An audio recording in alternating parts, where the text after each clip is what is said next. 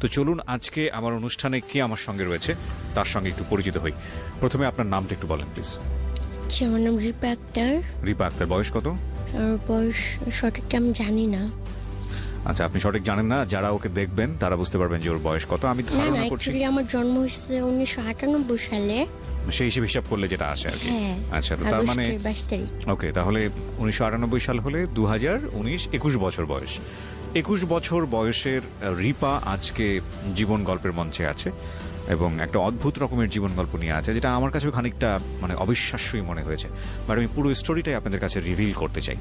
তো রিপা জন্ম জেলা কোথায়? মানিকগঞ্জ। মানিকগঞ্জে? ঢাকার মানিকগঞ্জ? হ্যাঁ, সাভার মানিকগঞ্জ। সাভার মানিকগঞ্জ, ওকে। এখন থাকছেন ঢাকাতে? হ্যাঁ, মিরপুরে। মিরপুরে থাকছেন, ঠিক আছে, শুরু করেন আপনি প্লিজ। আসলে আমি একটা কথা বলতে চাই, আমি কাউকে কিছু বিশ্বাস করানোর জন্য এখানে আসি নাই। জাস্ট আমি আমার কথাগুলো কাউরে শেয়ার করতে পারতেছিলাম না, এর জন্যই আমার এখানে আসা। আর আপনাকে আমি শুনি, তো আপনার কাছে আসলে আমার সব কথাগুলো বলা। আর দর্শকরা যদি কথাগুলো শুই না আমার একটু প্রশ্নের উত্তর দিতে পারে, তাহলে আর আমার কিছু বলার থাকবে না। মানে আপনি অনেকগুলো প্রশ্ন আজকে নিয়ে এসেছেন, কিন্তু আপনার প্রশ্ন করার মতো কোনো মানুষ নেই, যে কারণে আজকে জীবন গল্পে এসেছেন। চলুন শুনি, ডিফারেন্ট একটা স্টোরি হবে প্রিয় শ্রোতা, শুধুতেই বলে রাখছি, অ্যান্ড কোয়াইট আনথিঙ্কেবল। ওকে, চলুন। আমার মনে আছে যেখান থেকে সেখান থেকে বলি। আমার ভাইয়ের সাথে ফার্স্ট, মানে আমার যতটুকু মনে আছে, একটা ঈদ থেকে আমার মনে আছে, ঈদের দিন আমার কাছে 50 টাকার একটা নোট ছিল। তো আমার ভাইয়ের কাছে ভাইয়া 2 টাকা দিয়ে আমাকে বলতেছে, এই টাকাটা অনেক বেশি টাকা, 50 টাকাটা আমাকে দিয়ে দাও। পরে আমি দিয়ে দিলাম। তো ভাইয়া ওই টাকাটা নিয়ে ঠিকই খরচ করে ফেলছে, আমি 2 টাকা নিয়েই ছিলাম। তো ও সবসময় আমাকে ঠকাইতো, অনেক বড় ছিল বাট আমাকে বোকা বানাইতো। তো ভাইয়া পড়াশোনা করতো, মেয়ে মানুষের মতো বাসায় সব কাজকর্ম আমার ভাইয়া করতো। আচ্ছা। আর আমি তো ছোট ছিলাম, যার কারণে আমি কোনো কাজ টাজ করতে পারতাম না। তো একদিন হয় কি যে আমার মামির যে মেয়েরা আছে ওদের সবার বার্থডে পালন করা হয়। তো আমি অনেক কান্না করতাম যে আমার কেন হয় না। তারপর ওরা সবাই আম্মু আব্বু বলে ডাকতো, বাট আমি ডাকতে পারতাম না, এর জন্য আমার মনটা অনেক খারাপ হতো। তখন ভাইয়াকে বললে ভাইয়া কান্না করতো, বলতো আমি তোমার মা, আমি তোমার বাবা, আমি তোমার সব। আপনার ভাইয়ের সাথে আপনার বয়সের ডিফারেন্স কতটুকু ছিল? মানে অনেক। ভাইয়া তখন ম্যাট্রিক পরীক্ষা দেয় আর আমি তখন 5 থেকে 6 বছর বয়স হবে। ওকে, এইরকম বয়সের গ্যাপ। হ্যাঁ, ভাইয়াকে কিছু বললে যখন কান্না করতো, তো আমি ছোটবেলা থেকে একটু অন্য মাইন্ডের মেয়ে ছিলাম, একটু অন্যরকম টাইপের ছিলাম। কারো কিছু দেখলে চাওয়া, কারো কিছু দেখলে হ্যাঁ মন চাইতো অনেক কিছু, কিন্তু আমি কাউকে বলতে পারতাম না, আর বললেও হয়তো পেতাম না। আমার ভাইয়াকে আমি একদিন শুধু বলছি যে ভাইয়া ওদের বার্থডে পালন করা হয়, আমার কেন হয় না, আমার কি জন্মদিন হয়নি? তো আমার ভাইয়া কি করলো, ওর কাছে টাকা ছিল না, লুকায়া মানে অনেকগুলো বাচ্চা পোলাপেন নিয়ে মাঠে গেছে। মাঠে যায় একটা পাখি ধরছে, ধরা ভাইয়া জবা করছে। মানে এই দিনটা আমার জীবনে অনেক স্মরণীয়। ওই পাখিটা জবা করা 5 টাকাতে একটা কেক আনছে। তো মাঠের ভিতরে আমার বার্থডে পালন করছে, যার কারণে আমি জানি যে আগস্টের 22 তারিখ আমার বার্থডে। এরকম করে প্রতি বছরই মানে 2 বছর পর্যন্ত আমার জ্ঞান হওয়ার পরে আমার ভাই আমার সাথে ছিল। তারপর একদিন ভুল করে আমি মামির মানে ডাইনিং টেবিলের চেয়ারে বসি, তো আমার মামি আমাকে অনেক মারে যে ওখানে কেন বসলাম। তারপর আমার ভাইয়াও আমাকে ওখানে মারে।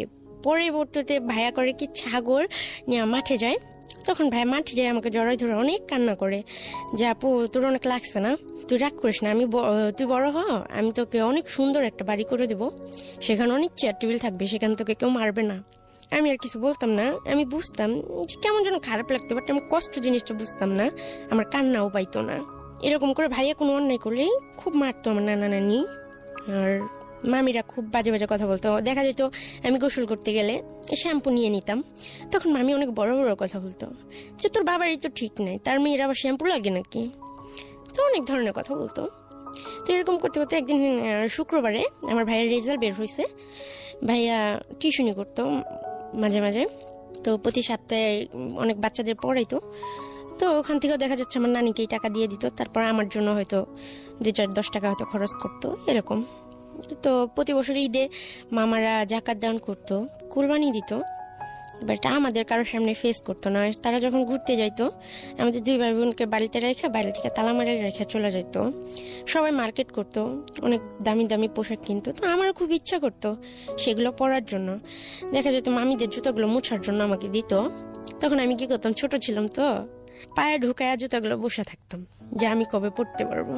তো আমার ভাইয়া মাঝে মাঝে এগুলো দেখতো, আর মামিরা কেউ দেখলে তো মারতো। তো আমি কম বেশি একটু দুষ্ট ছিলাম, তো মারটার খাইতাম। তার জন্য ভাইয়াও খুব রাগ করতো। ভাইয়া রাতে অনেক কষ্ট করে পড়াশোনা করতো। তো ভাইয়ার অত বড় মানে বইগুলা আমাকে দিয়ে লেখাইতো। তো না লিখলে কি করতো, মারতো। আমি বুঝতাম না, তবে আমি অনেক সুন্দর লিখতে পারি। আমার হাতের লেখা দেখলে হয়তো কেউ বিশ্বাসই করবে না যে আমি কখনো স্কুলেই যাইনি। তো আমার যখন স্কুলে যাওয়ার বয়স, তখন আমি স্কুলে যেতে পারি না, সব বাচ্চারা স্কুলে যাইতো। তো ভাইয়া বলতো যে আমি তোকে অনেক পড়াশোনা করাবো। তো ভাইয়া যখন রেজাল্ট বের হয়, হঠাৎই একদিন মানে নানি ওকে মারে পিয়ারার জন্য। তো মারার পরে সারা রাত ভাইয়ার কথা বলেনি, শুয়েছিল। তারপরের দিন সকাল 12টার দিকে আমার ভাইয়া দেখি যে ফাঁসি দিছে ঘরের ভিতরে, নানির একটা কাপড় দিয়া। তো ফাঁসি দিছে, দরজাটা বাইরে থেকে লাগানো ছিল। তো আমি খেলতেছিলাম বাচ্চাদের সাথে, তো আমাকে সবাই বলতেছে তোমার ভাইয়া মারা গেছে। তো আমি তো আর বুঝি না যে মারা গেছে এটা কি জিনিস, যে আমার ভাইয়া আর কখনো ফিরে আসবে না, আমাকে বকবেও না। আমার ভাইয়ার লাশটা নিচে নামানো হইলো। সেদিন ফার্স্ট আমি আমার বড় আন্টি দেখলাম। তো ওনার চেহারা, এখন আমি বড় হয়েছি, আমার সেম চেহারাই, বাট উনি একটু ফর্সা ছিল আর অনেক সুন্দরী ছিল। তো উনি অনেক কান্না করতেছিল। তারপর জানি না যে আমার ভাই আসলে কিভাবে মারা গেছে, তবে আমার ভাইয়া মানে মরে যাওয়া, আত্মহত্যা করার মতো ছেলে ছিলই না, কেননা ভাইয়া তো জানতো যে ভাইয়া ছাড়া আমার আর কেউ নাই। তারপর ভাইয়া মানে পুলিশ আসলো, অনেক লোকজন হলো, আমাকে অনেক জিজ্ঞাসাবাদ করলো, বাট আমাকে কোনো কথা বলতে দেওয়া হলো না, আর আমি তো কিছু বুঝি না। তো ভাইয়াকে মাটি দিয়ে দিল পোস্টমর্টমের পরে। তো সবাই আমাকে নিয়ে আলোচনা করতে শুরু করলো যে ও তো কাজও করতে পারবে না, আর ও বড় হলে ওকে বিয়ে দিবে কে, আর এমনি তো কালো ভূতের মতো হয়েছে, আর ওর মুখ দেখাও তো পাপ, এরকম ধরনের কথা বলতো। তো আমি নানিকে জিজ্ঞেস করতেছি যে আমি তোমাকে নানি বলি কেন, আমার মা নাই কেন? পরে বলতেছে তোমার বাবা খুব খারাপ ছিল, তোমার মাকে খুব টর্চার করতো। তারপর কাজের মহিলাকে যখন তোমার জন্মের 2.5 মাস বয়স, তখন তোমার বাবা ওই মহিলাকে বিয়ে করে, তার কারণে তোমার মা সুইসাইড করেছে, তোমার মা নাই। তখন আমার আন্টি বলতেছে তুই যাবি তোর বাবার কাছে? তখন মামিরা অনেক রাব বিহেভ করে।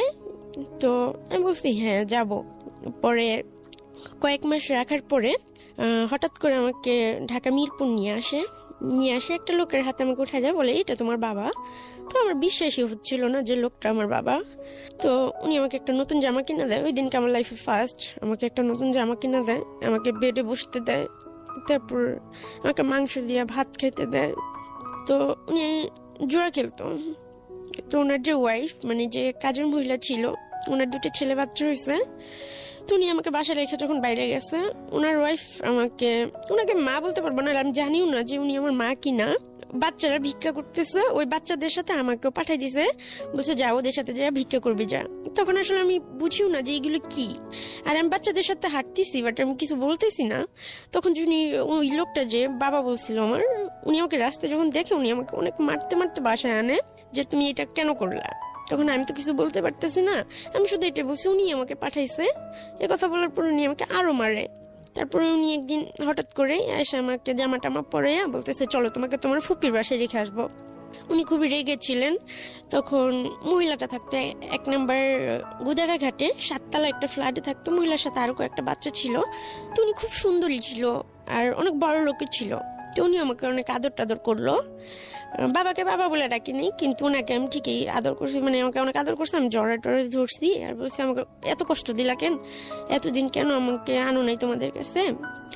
পরে ফুপি বলতেছে সমস্যা নেই মা, তোমার আর কষ্ট হবে না, তুমি কি চাও বলো, আমি তোমাকে তাই দেবো। তখন আমি বললাম ফুপু আমার খুব পড়াশোনা করতে ইচ্ছা করে, বাচ্চাদের মতো স্কুলে যেতে ইচ্ছা করে। বললো আচ্ছা ঠিক আছে, তোমাকে স্কুলে ভর্তি করে দেবো। তারপর আমি জানতাম না যে হয়তো ক্ষণিকের জন্য আমি এখানে আসি। পরে উনি আমাকে বললো যে আমি দেশে যাব তোমার ফুপুর বাসায়, তুমি যাবা আমাদের সাথে, তোমার বাবা অনেকদিন পরে আসবে, আর এমনিতে তো তোমার সৎ মা, তোমাকে কে দেখবে। পরে আমি বললাম ঠিক আছে, তুমি যেখানে নিয়ে যাবে আমি যাব। তো ওই মহিলা আমাকে আরো কয়েকটা বাচ্চা, বড় 2টা আপু ছিল সাথে নিয়ে, টোটাল 7 জন মানুষ ছিলাম আমার ফুপু সহ। তো আমাকে কলকাতা বর্ডারের ওখানে নিয়ে যায়, ওটা হলো বনগা বর্ডার। ওখানে নিয়ে যাওয়ার পরে যখন বনগা বর্ডারে নৌকা করে পার হওয়ার পরে পুলিশে ধরার পরে বড় যারা ছিল তারা অনেকে চলে যায়, আমি আরো 2টা মেয়ে ছোট ছোট, ওরা পুলিশের কাছে আমরা দৌড়াও নাই আর ওনাদের সাথে যাইতেও পারি না। আমি ফুপু ফুপু বলে চিৎকার করতেছি, বাট উনি আমাকে নিয়ে যায়নি, উনি চলে গেছে। উনি যাওয়ার সময় বলতেছে, দেখো আমি তোমার ফুপু না, আমাকে মাফ করে দিও মা। My goodness. পরে বলতেছে, তোমার বাবা আমার কাছ থেকে 30,000 টাকা নিছে, আমার কিছু করার নেই, এটা আমার ব্যবসা, আমাকে মাফ করে দিও। আমি মানে অত বুঝি না, আর আমি অত কষ্টও পাইনি সেই মুহূর্তে, মানে রাগও হয়নি, কিছুই হয়নি। আমি পুলিশকে বলতেছি আমাকে আমার নানার বাসায় দিয়ে আসেন। বলতেছি ঠিক আছে, তোমাকে দিয়ে আসা হবে, চলো তোমাকে এক জায়গায় থানায় নিয়ে যেতে হবে, থানায় নিয়ে গেলে তারপর তোমার অ্যাড্রেস বলবা, তোমার বাবা মা কে আছে তাকে ফোন করা হবে, তারা এসে তোমাকে পরের দিন নিয়ে যাবে। আজকে তো রাত হয়ে গেছে, আজকে তোমার এখানে থাকতেই হবে। ফার্স্টে আমাকে একটা হসপিটালে নিয়ে যায় আমার বয়েস মেডিকেল করানোর জন্য পুলিশগুলা। তখন আমার বয়েস মেডিকেল করানো হয় খড়গপুর জিআরপি থানা, কলকাতা, পশ্চিম মেদিনীপুরের ওখানে। আমাকে বললো তোমার ক্ষুধা লাগছে, কিছু খাবার? আমি বললাম যে হ্যাঁ আমি ভাত খাবো। বলতেছে এটা তো কলকাতা, ভাত পাওয়া যায় না, এখানে অন্য কিছু খাওয়া যায়। তো সেই মুহূর্তে আমাকে খিচুড়ি এনে দিল, আমি খুব আনন্দের সাথে খাইলাম। খাওয়ার পরে হসপিটাল থেকে আমাকে কলকাতা পশ্চিম মেদিনীপুর বিদ্যাসাগর বালিকা ভবন একটা অনাথ আশ্রম আছে, ওখানে সেফ কাস্টোডিও আছে। তো আমাকে অ্যাকচুয়ালি আসামি হিসেবে তারা দেখতেছে, বাট আমি সেই মুহূর্তে বুঝি নাই। তো সেখানে আমাকে নিয়ে যাওয়া হয়, নিয়ে অনেকগুলো বাচ্চাদের মাঝখানে আমাকে রেখে আসা হয়। ওখানে বড় ছোট, পঙ্গু, কারো হাত নাই কারো পা নাই, অনেক ধরনের মানুষ আছে। তো বেশিরভাগ মানুষগুলোই হিন্দিতে কথা বলে, আমি বুঝতাম না। তবে আমি এটা জানতাম যে হিন্দিতে কথা বলে কলকাতায়, কেননা বাসায় টিভি চলতো, আমার মামিরা হিন্দি সিরিয়াল দেখতো, এই জন্য আমি জানি যে এটা কলকাতা। ওখানে প্রথমে আমাকে কেউ সহ্য করতে পারতেছিল না, আর আমাকে পরের দিন সকালবেলা পুলিশ বললো দিয়ে আসবে বাড়িতে, দিয়েও আর আসলো না। তখন আমাকে 1 প্লেট ভাত এনে দিছে শুকনো মরিচ দিয়া, তো আমি ভাত খাইনি।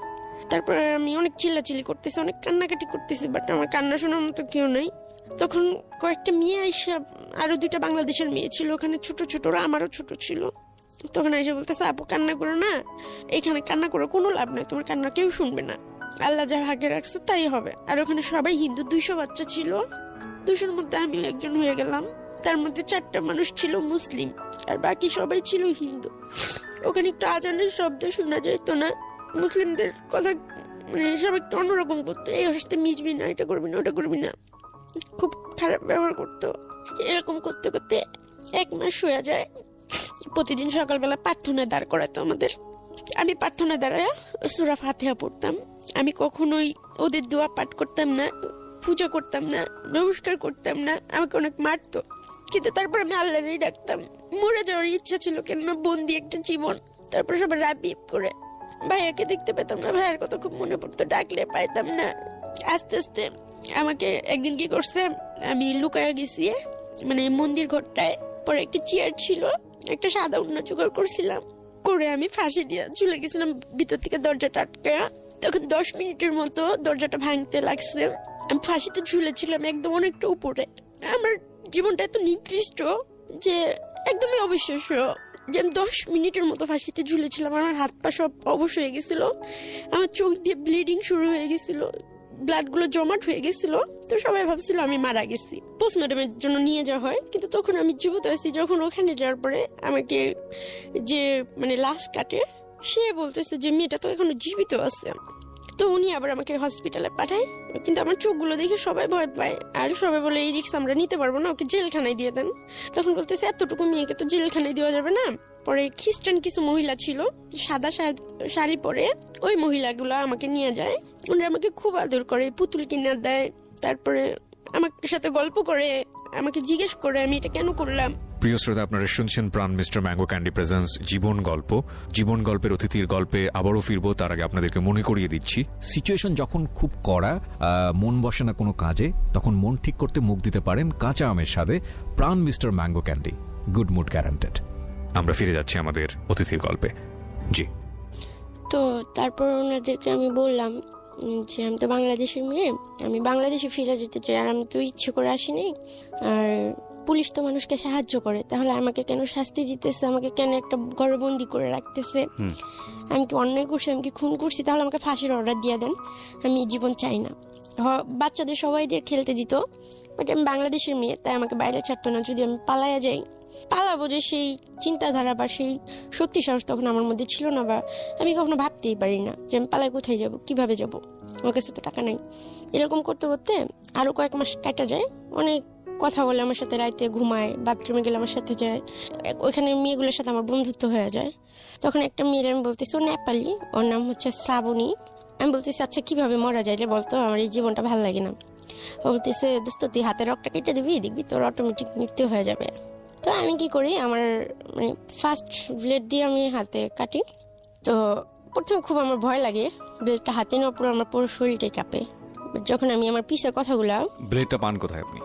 ওখানেই ছিল, মানে বড় মেয়েরা ইউজ করতো, Okay. বাথরুম থেকে আমি নিয়েছিলাম। আর আমার চিন্তাই ছিল যে আমি কিভাবে আত্মহত্যা করব, কিভাবে আমি নিজের জীবনটাকে শেষ করবো, আমি ভাইয়ের কাছে চলে যাব।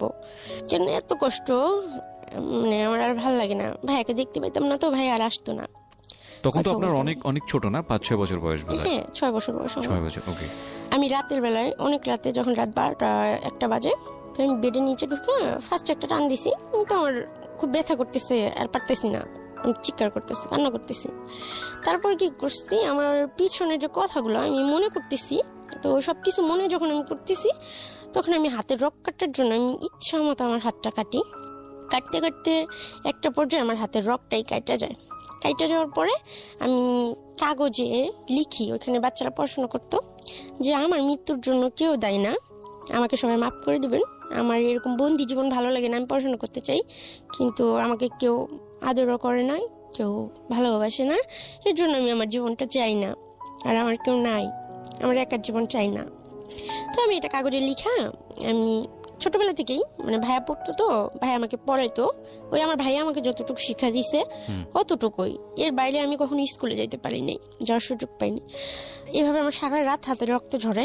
পরে সকালবেলা হলো আমাকে হসপিটালে নেওয়া হয়। তো আমি খুবই ছোট ছিলাম, তখন মিডিয়া ফ্লাশ হয়, তখন সাংবাদিক আসে আমার সামনে যে আমি কেন এগুলো করছি, বা এর আগেও আমি সুইসাইড করতে চাইছি কেন।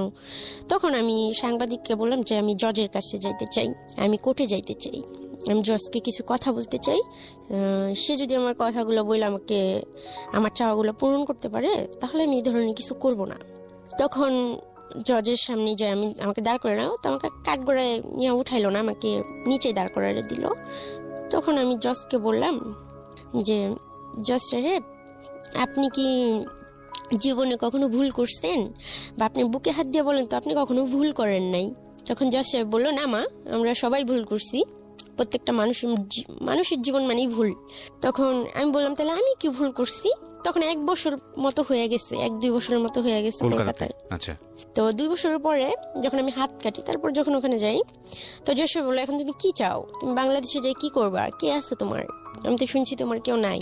তো আমি বলছি এখানে কে আছে আমার, এখানে তো আমার কেউ নাই, এখানে আমি আজান শুনতে পাই না, এখানে সবাই অন্যরকম, খাবার দাবার সব কিছু আমার অনেক কষ্ট হয়, আর সব বাচ্চারা পড়াশোনা করতে যায়, স্কুলে যায়, ওখানে বড় একটা স্কুল ছিল, মানে আমাদের অনাথ আশ্রমে, ওইটা কলকাতায় সবচেয়ে বড় অনাথ আশ্রম। নাম মনে আছে? হ্যাঁ, কলকাতা পশ্চিম মেদিনীপুর বিদ্যাসাগর বালিকা ভবন, আর স্কুলের নাম হচ্ছে বিদ্যাসাগর হাই স্কুল। ওকে। তো ওটা সবাই চিনে, অনেক বড় স্কুল। তো আমি বলতেছি আমারও পড়াশোনা করে ইচ্ছা করে, আমাকে যে এখানে আপনি আটকে রাখছেন, আমি তো কোনো অপরাধ করে আসিনি, আমি তো ছোট মানুষ, তাহলে যদিও আমার ভুল হয়ে থাকে যে আমি বাংলাদেশের মানুষ, এটা যদি আমার ভুল হয়ে থাকে, আজ থেকে 10 বছর পরে আপনি আমাকে সাজা দিয়ে যখন ছাড়া দিবেন, তখন আমি কার কাছে যাব, কি করব, আমি পড়াশোনা ছাড়া পথ চলবো কি করে, বা আমার দায়িত্ব নিবে কে, বা 10 বছর পরে আমি কার কাছে যাব, কার কাছে যাবে বলবো যে আমাকে একটু জায়গা দাও, তখন আপনি কি আমার দায়িত্বটা নিবেন। তো জজ সাহেব বললো, দেখো তুমি এখানে থাকতে থাকতে হাতের কাজটা শিখো, তুমি যদি স্কুলে পড়তে চাও আমি তোমাকে স্কুলে পড়াবো, তোমাকে বিয়ে দিয়ে দিব, তুমি হিন্দু ধর্ম গ্রহণ করে নাও, তোমাকে ভালো একটা ছেলে দেখে আমরা বিয়ে দিয়ে দিব, বাংলাদেশে তোমার ফিরে যাওয়ার দরকার নাই, আর তোমাকে যেভাবে ধরা হয়েছে বাংলাদেশে যাই তুমি কি করবো, আবার সেই কষ্ট পাবো, আবার কেউ বিক্রি করে দেবো। তো আমি বলছি সেটা যাই হোক, আমি দেশে যাই মাটি কেটে খাবো, বাসা কাজ করে খাবো, কিন্তু আমি আমার দেশে ফিরে যাইতে চাই। আসলে আমার মনে রাগ ছিল, যে লোকটা আমাকে ওইখানে পাঠাইছে ওই লোকটাকে খুন করার জন্য আমার বাংলাদেশে ফেরার নেশা ছিল, যে আমি এখানে আসবো একদিনের জন্য হলেও, এসে ওনাকে খুন করবো, তারপর পুলিশ আমাকে যা শাস্তি দেবে আমি মাথা পেতে নেবো। এবং সে লোকটা হচ্ছে আপনার বাবা? হ্যাঁ, আমি আসলে জানি না উনি আমার বাবা কিনা, যেটা সত্যি কথা। জজ বললো ঠিক আছে আজকে থেকে তোমাকে পড়তে দেওয়া হবে। তো আমি খুব খুশি হইলাম, আমাকে স্কুলে নিয়ে যাওয়া হলো, তবে পুলিশ গার্ড দিয়ে। 2টা পুলিশ আমার সাথে থাকতো সবসময়। কারণ আপনি যে কোনো মুহূর্তে সুইসাইড করতে পারেন বা পালিয়ে যেতে পারেন। হ্যাঁ, আমি বাংলাদেশের মেয়ে, এই জন্য। এখানে একটা কথা বলে রাখি প্রিয় শ্রোতা, এই অনুষ্ঠানের একটা ভিডিও ক্লিপ আমি আজকে ইউটিউবে দিচ্ছি, ওকে দেখার অনেকেরই ইচ্ছা হবে, দিয়ে দিয়েছি। আমাদের আজকের যে গেস্ট রিপা, তার ভিডিও ক্লিপ আছে, তাকে যদি দেখতে চান আপনারা আসবেন এখানে। জি বলেন। তারপর পুলিশ গার্ড থাকতো আপনার? তখন বাচ্চাদের প্রতিদিন মাঠে ছাড়া হইতো, প্রায় 200 বাচ্চা। তো আমি যেদিন স্কুলে গেছি সেদিন থেকে বাচ্চাদের মানে খেলতে যাওয়া বন্ধ, যে তোমরা খেলতে যাও, রিপাও খেলতে যাবে। তো এখন আমি একটা মানুষ, মানে সে জায়গায় 200 মানুষ। তো আমি ওদের দিকে তাকায় দেখি সব বাচ্চার মন খারাপ। বাসায় মানে যখন আমরা হোমে ফিরি, মানে রুমে, তখন সবাই বই ছিটাছিটি করতেছে, তো ফালাই দিতেছে, এ বলতেছে স্কুলে যাবো না, চলো এই করবো না সেই করবো না, কোত্থেকে উঠে এসে জুড়ে বসছে। তো অনেকে অনেক ধরনের কমেন্ট করতেছে। তারপরের দিনও আমি স্কুলে গেছি, এইভাবে টানা 3 দিন আমি স্কুলে যাই। তো লাঞ্চ টাইমে আমাকে যেভাবে গার্ড দিয়ে রাখা হয়, এখন আমার জন্য ওরা একটা বন্দি জীবনে পড়ে গেছে। ওরা খেলতে পারে না আগের মতো, ছুটাছুটি করতে পারে না। তো আমি এতটা স্বার্থপর হইতে পারি নাই যে 200 বাচ্চার মুখের হাসি কেড়ে নেবো আমি একা। আমার খুব পড়াশোনা করার ইচ্ছে ছিল। ওই বাচ্চাগুলোর মুখের দিকে তাকে তখন আমি দেখলাম যে আমরা একার জন্য ওদেরকেও অনেক কষ্ট পাইতে হইতেছে। তো আমি বললাম, আমি আবার জজের কাছে গেলাম 7 দিন পরে, বললাম স্যার আপনি আমার আশা পূরণ করছেন, ঠিক আছে আমি স্কুলে যাই পড়বো না, তবে আমি এখানে থাইকা পড়বো, বাসায় আমি পড়বো। আমি যাই শুধু যেদিন পরীক্ষা থাকবে সেদিন আমি পরীক্ষা দিব। আর বললো কেন, তোমার সমস্যা কোথায়? আমি বলছি না, আমাকে চোরের মতো ওখানে নিয়ে যাওয়া হয়, চোরের মতো নিয়ে আসা হয়, সাথে আরো বাচ্চাদেরও কষ্ট দেওয়া হয়। ওরা যখন লাঞ্চ করতে বেরোতো আগে, তো আধা ঘন্টা খেলতো, আধা ঘন্টা ওরা খাওয়া দাওয়া করতো, অনেক মজা করতো, আমি জানলা দিয়ে এগুলো দেখতাম। বাট আমি যেদিন থেকে গেছি সেদিন থেকে সব বাচ্চাদের খেলাধুলো সব বন্ধ করে দিছে। পরে আমি ভাবলাম যে 10 জন মানুষের মুখের হাসির দিকে আমার একার কষ্ট অনেক ভালো। তো আমি সবসময় অন্যের দিকে তাকানোর চেষ্টা করেছি যে আমার জন্য কেউ কষ্ট পায় কিনা। তো তারপর যেদিন থেকে আমি স্কুল যাওয়া বন্ধ করছি, আবার ওদের খেলতে ছাড়ছে, তো তখন আমার খুব খুশি লাগছে যে যাই হোক এতগুলো বাচ্চা, ওদেরও তো বাবা মা নাই, অনেকের হাত নাই, অনেকের পা নাই, ওরা হাসতে পারতেছে। ওদের হাসি দেখে নিজের কষ্টটা ভুলে যেতাম আমি, যে আল্লাহ আমাকে অনেক সুস্থ রাখছে, হয়তো এটা আমার কোনো পাপের ফল। তারপর আমি ওখানে সেলাই হাতের কাজ শিখলাম। আস্তে আস্তে পড়ার দিকে আমার মনটা উঠে যায়। আমি অনেক সুন্দর হাতে সেলাই কাজ জানি, অনেক ডিজাইন করতে পারি। তখন আমাকে সবাই অনেক আদর করে, আস্তে আস্তে সবাই অনেক আপন করে নেয় আমাকে। পরে ওখানে 200 বাচ্চার মধ্যে মানে আমি যেটা বলতাম সেটাই হইতো। ওখানে যে অ্যাসিস্ট্যান্ট সুপারভাইজার ছিল ম্যাম, কাকুলি দিদি ভাই, উনি আমাকে খুবই ভালোবাসতো, ওনাকে আমি খুব মিস করি। কিন্তু অনেক দূরত্বের ফলে ওনার সাথে হয়তো কোনোদিন দেখা হবে না। দিদি ভাই সত্যি আমি তোমাকে খুব মিস করি, তোর মধ্যে তো ভালো আমাকে কেউ বাসে না।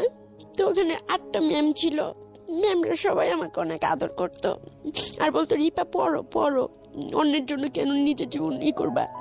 তখন ওনারা বারবার আমাকে বললো যে রিপা তুমি হিন্দু হয়ে যাও, কেন বুঝতেছো না, জীবনটা এত সহজ না, হিন্দু ধর্ম গ্রহণ করো, দেখবে তোমার ভালো একটা পরিবারের সাথে বিয়ে হবে, তুমি বাবা পাবা, মা পাবা, আত্মীয় পাবা, স্বজন পাবা। তখন আমি বলতেছি দেখেন এটা কোনোদিনই সম্ভব না। আমি যতটুকু শুনছি ইসলাম সম্বন্ধে, আমি আমার নবী রাসূলকে আল্লাহ তাআলাকে অনেক ভালোবাসি, আমি কখনোই পারবো না এই কাজটা করতে।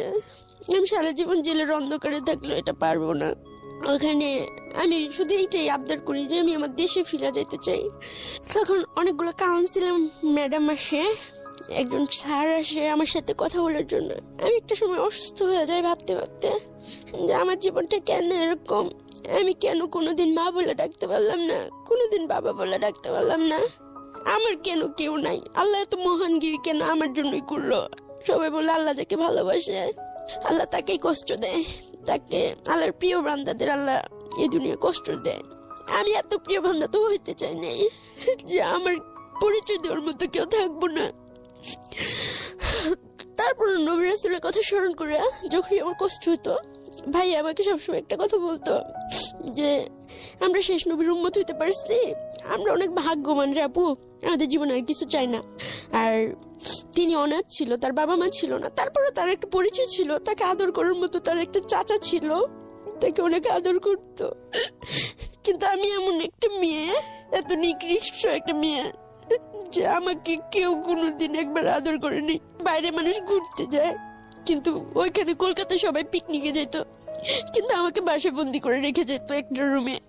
তারপর আমার মামার বাড়িতেও সবাই ঈদে ঘুরতে যেত, আমাকে রান্নাঘরে বন্দি করে রেখে যেত।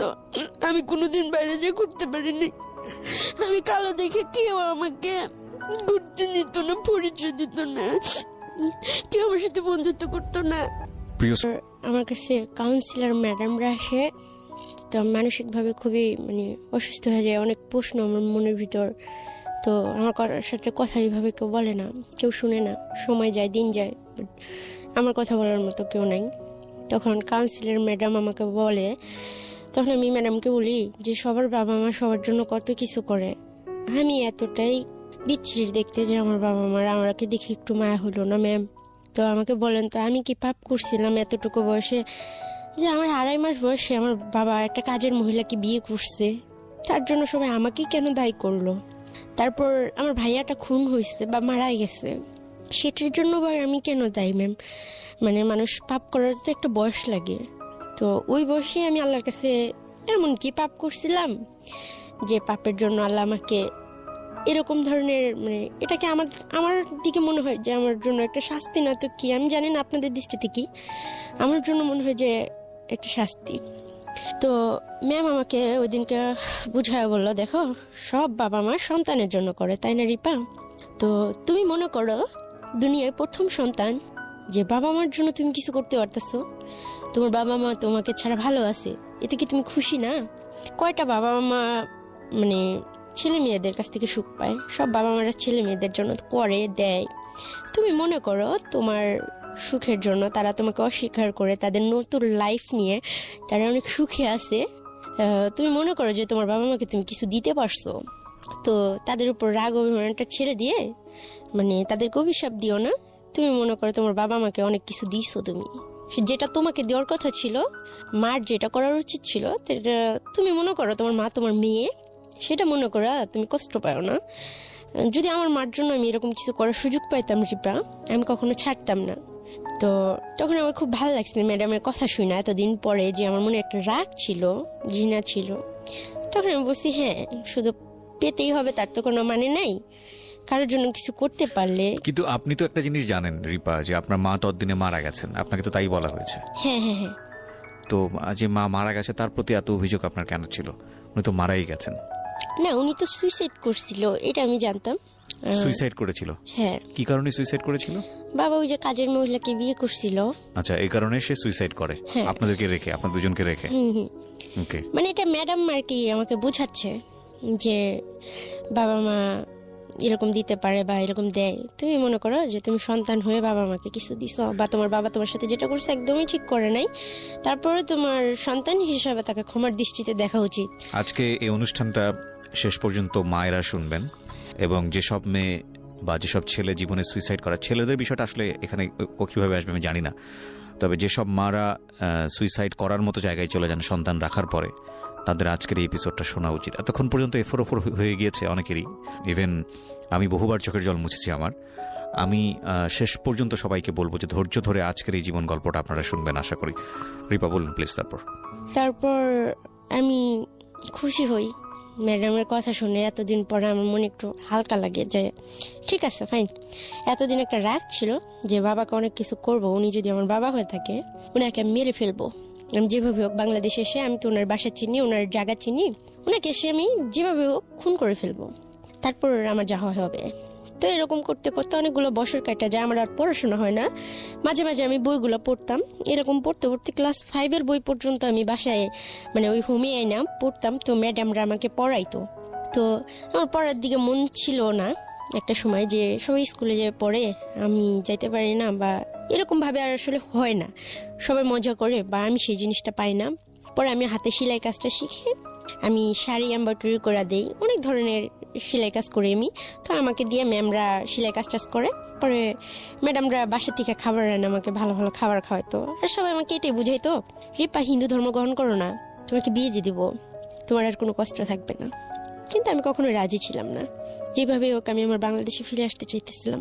তো এরকম করতে করতে 2014 সাল পর্যন্ত আমি ওখানে থাকি। 2015 সালের ডিসেম্বর মাসের 19 তারিখ পর্যন্ত আমি কলকাতায় ছিলাম। তো হঠাৎ একদিন ম্যাম আমাকে ডাকে বলতেছে, রিপা তোমার কত সালের 2015 সাল পর্যন্ত? হ্যাঁ, ওকে, 15 সালের ডিসেম্বর মাসের 19 তারিখ পর্যন্ত আমি, মানে 4 বছর আগের ঘটনা এটা প্রিয় শ্রোতা। ও বাংলাদেশে, তার মানে হিসাব যদি করি আমরা, মাত্র 4 বছর আগে ব্যাক করেছে। এবং ওর বয়স যদি 22-23 হয়ে থাকে তাহলে আপনি একটু হিসাব করে নেবেন। তো 6 বছরে হলো ও পাচার হয়ে যায় এবং ওর বাবা ওকে বিক্রি করে দেয় ওর কথা অনুসারে 30,000 টাকা দিয়ে। এবং সেই হিসেবে ওর হোমে থাকার বয়স কম করে হলেও 12 থেকে 13 বছর, হিসাবে তো সেরকমই বলে। হ্যাঁ, এবং এই 12 থেকে 13 বছর হচ্ছে ওর হোম জীবনের গল্প, এটা সবচেয়ে ইম্পর্টেন্ট গল্প। হ্যাঁ বলেন। তারপর ওখান থেকে আমাকে বলা হয় যে রিপা তোমাকে বাংলাদেশে যাওয়ার অর্ডার আসছে, আমার সাথে আরো 4টা মেয়ে আসতে পারে বাংলাদেশে। কিভাবে এটা হঠাৎ করে আপনি এটা পেলেন? মানে ওই যে আমি যে বারবার সুইসাইড করতে চাইতাম, ও, আর মানে মিডিয়া, আপনি বেশ কয়েকবার ট্রাই করছেন সুইসাইড করার জন্য? 2বার ট্রাই করছি। একবার আমি ফাঁসি দিছি, একবার আমার হাতে রক কেটে ফেলছি। ওই যে দুটো গল্প বললেন ওটাই। তারপর আমি না খেয়ে থাকতাম, মাঝে মাঝে অনেক জিদ করতাম যে আমাকে সবাই মারো, আমাকে মেরে ফেলো, অনেক ঝগড়াঝাটি করতাম। তো সবাই একটা পর্যায়ে আমাকে অনেক ভালোবাসা দিয়ে মানে ভরায় রাখতো। আর যখন আমি প্রথম যাই তখন সবাই খুব দূর দূর করতো, এসব শহরে এখানে আসবা না, এখানে আসা নিষেধ, এটা ম্যাডামের রুম আসবা না, এই সেই টিভি রুমে আসবা না, এই ও মুসলিম, ওর সাথে কথা বলিস না, এরকম ধরনের কথা বলতো। তো যখন আমি হাতে কাজ শিখি, তারপরে আমি সবার সাথে গল্প করি, সবার সাথে কথা বলি, সবাই আমাকে অনেক আদর করে নিজের সন্তানের মতো। 8 জন স্টাফ ছিল, 8 জনের মধ্যে 8 জনই আমাকে ভালোবাসত। আর আমি পুতুল নিয়ে খেলতাম, তো দিদি ভাইরা আমাকে পুতুল আয়না দিত, আমাকে একটা ডায়েরি এনে দিছিল। দিদি ভাইয়ের কথা আমি কোনোদিন ভুলবো না, দিদি ভাই আমাকে অনেক আদর করতো। আমার কাকলি দিদি ভাই আর কয়েকটা ফ্রেন্ড ছিল।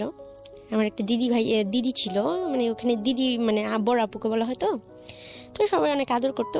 পরে আমি বারবার জজের কাছে যাওয়ার চেষ্টা করি, ওখানে মাঝে মাঝে সাংবাদিক আসতো বাচ্চাদের জিজ্ঞাসাবাদ করার জন্য, তাদের খাওয়া দাওয়া কেমন হচ্ছে, তাদের রান্না কেমন হয়, এই সেই অনেক কিছু বলতো। তো আমাদের হোমের রান্না অনেক বাজে হইতো, তো কেউ কিছু বলার সাহস পেত না, কেননা মারবে, হয়তো হোম থেকে বের করে দিবে। কিন্তু আমার তো মৃত্যুর ভয় ছিল না, যার কারণে আমি সবার উপরে যে সবসময় তর্ক করতাম। একদিনকে সাংবাদিকদের আমি বলতেছি যে আপনারা আমাদের সাথে বসে এক বেলা যদি ভাত খান তাহলে আমাদের আর কিছু বলা থাকবে না। তখন বললো, কেন এই কথা কেন বললা? আমি কই, হ্যাঁ এখানে খুবই ভালো খাবার দেওয়া হয় তো সেই জন্য। তখন ওনারা রাজি হলো। তো খাবারগুলো যখন আমি বলছি হঠাৎ করে মানে এটা হবে, আপনারা বলে কই আসবেন, ভালো করে রান্না হবে বা খারাপ করে রান্না হবে আপনাদের জন্য, এটা তো হবে না, আমাদের সাথে বসে খেতে হবে। তো আমার কথাটা ওখানে স্মরণীয় হয়ে গেছে, পুরো কলকাতার মানুষই বোধহয় আমার নামটা চেনা হয়ে গেছে যে রিপা নামের কোনো একটা মেয়ে এই অনাথ আশ্রমে ছিল। ওই মিডিয়ার লোকজন আসে আমাদের খাবারগুলো দেখে, তারা কেউ খাইতে পারে না।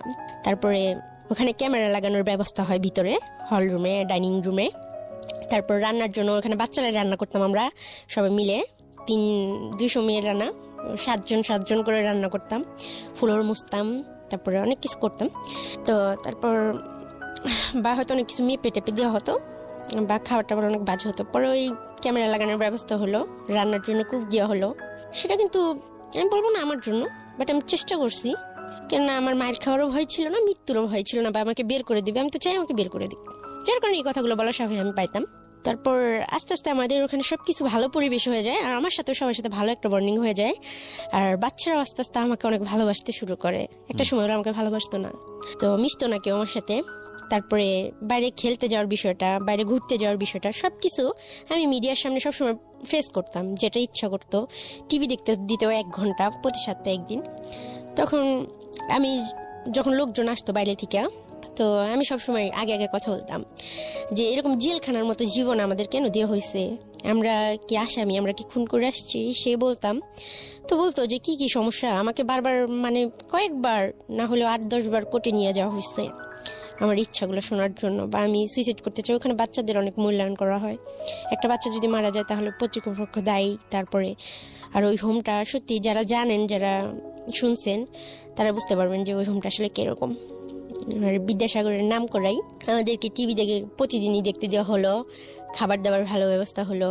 এরকম করতে করতে দেখতেছে যে ম্যামরা দেখতেছে যে রিপা যা শুরু করছে, মানে পুরো হোমটাকে আমি চেঞ্জ করে দিছিলাম।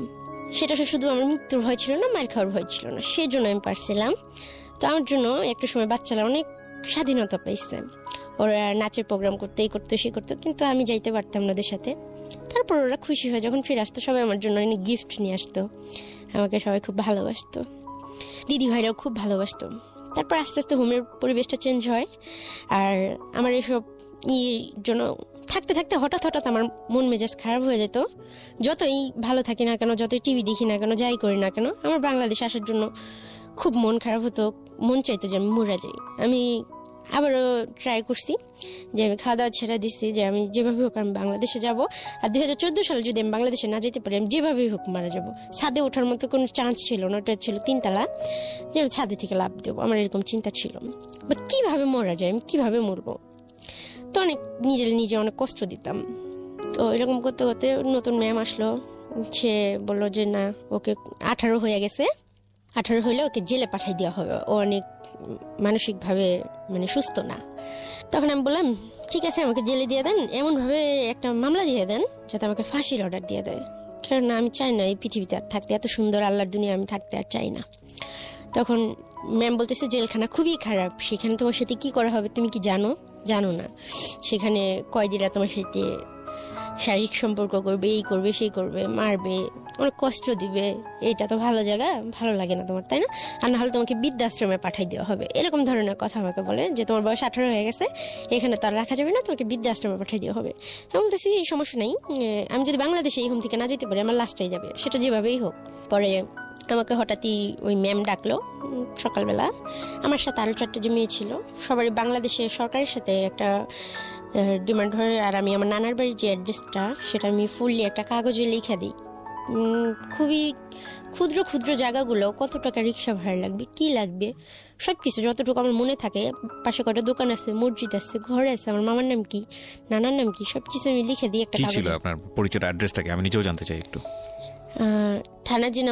থানা জেলা মানিকগঞ্জ, পোস্ট গড়পাড়া, গ্রাম বাঙ্গালা।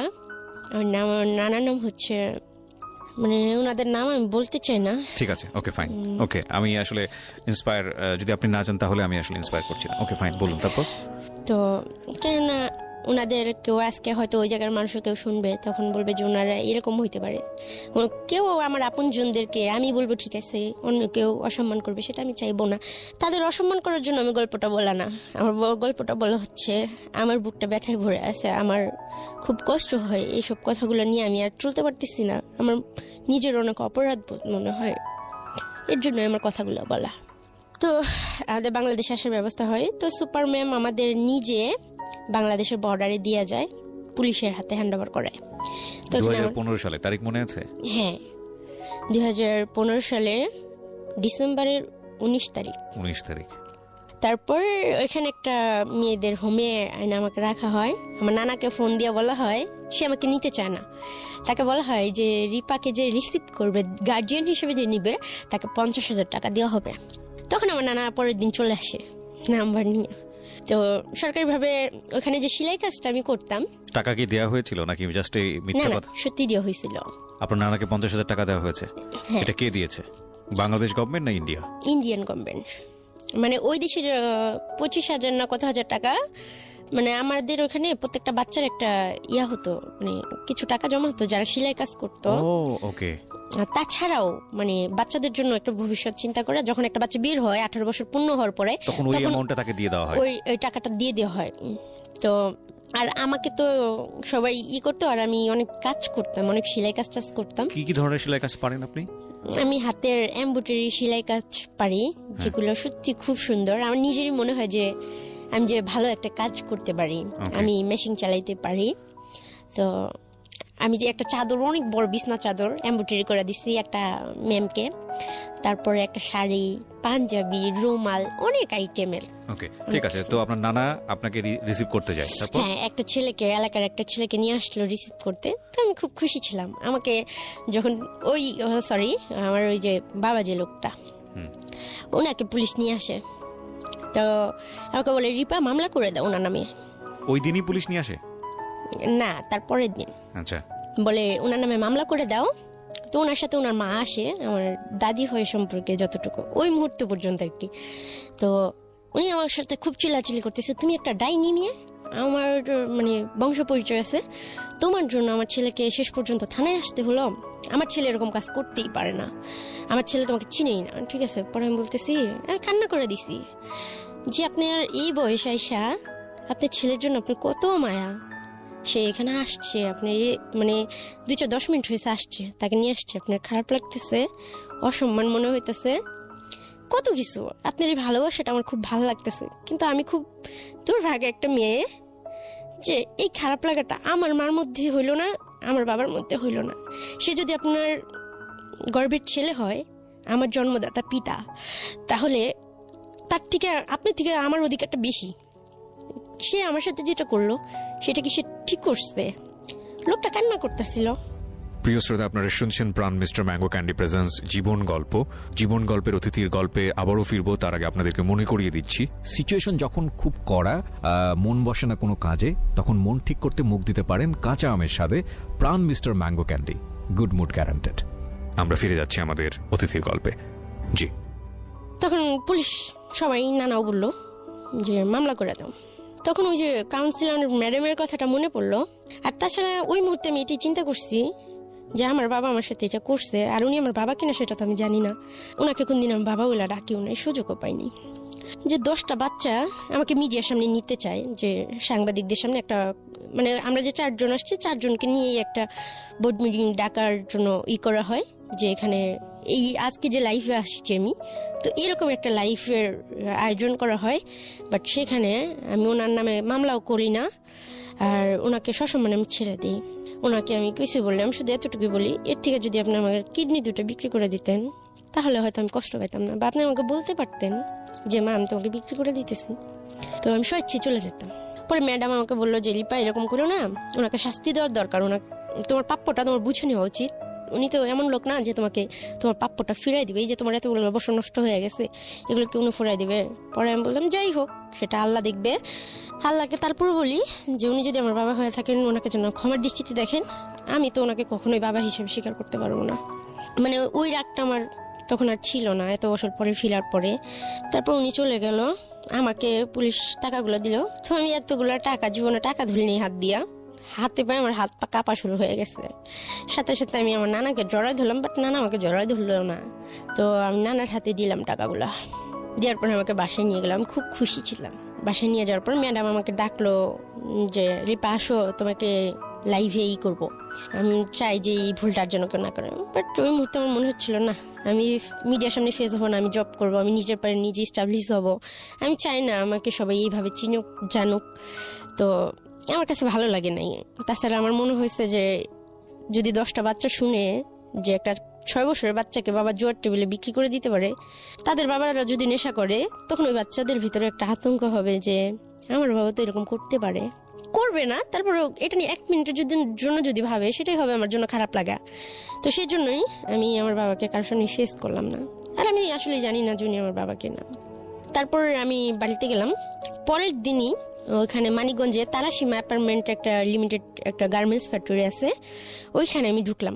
তারপরের দিনই আমার নানাকে বললাম যেভাবে কাগজপত্র 2,000 টাকা আমি খরচ করি, ওখান থেকে কাগজপত্র এনে আমাকে যেন ওই গার্মেন্টসে ঢুকাই দেওয়ার ব্যবস্থা করা হয়। আমার বেতন ধরলো 6,200 টাকা হেল্পার। তো আমি অনলি 7 দিন ওখানে কাজ করি। একটা মেয়ের সাথে আমার খুব ভালো রিলেশন হয়, মেয়েটা খুব সুন্দর ছিল, মেয়েটার নাম ছিল শারমিন। মেয়েটা ওখানে অপারেটর ছিল, ওর হেল্পার ছিলাম আমি। ও আমাকে কাজ শিখাইতো, প্রতিদিন লাঞ্চ টাইমে মেশিনগুলো ওপেন থাকতো। তো আমি খুবই আগ্রহ নিয়ে 10 থেকে 15 দিনের ভিতরে আমি বারটেক মেশিনের অপারেটর হই। তারপরের মাসে আমার স্যালারি বাইরে যায়। 1 মাসের মতো আমি ওখানে জব করি। তারপরের মাসে হয় মানে মাসের অর্ধেক, তখন আমার বড় আন্টি আবার আসে আমার মামার বাড়িতে।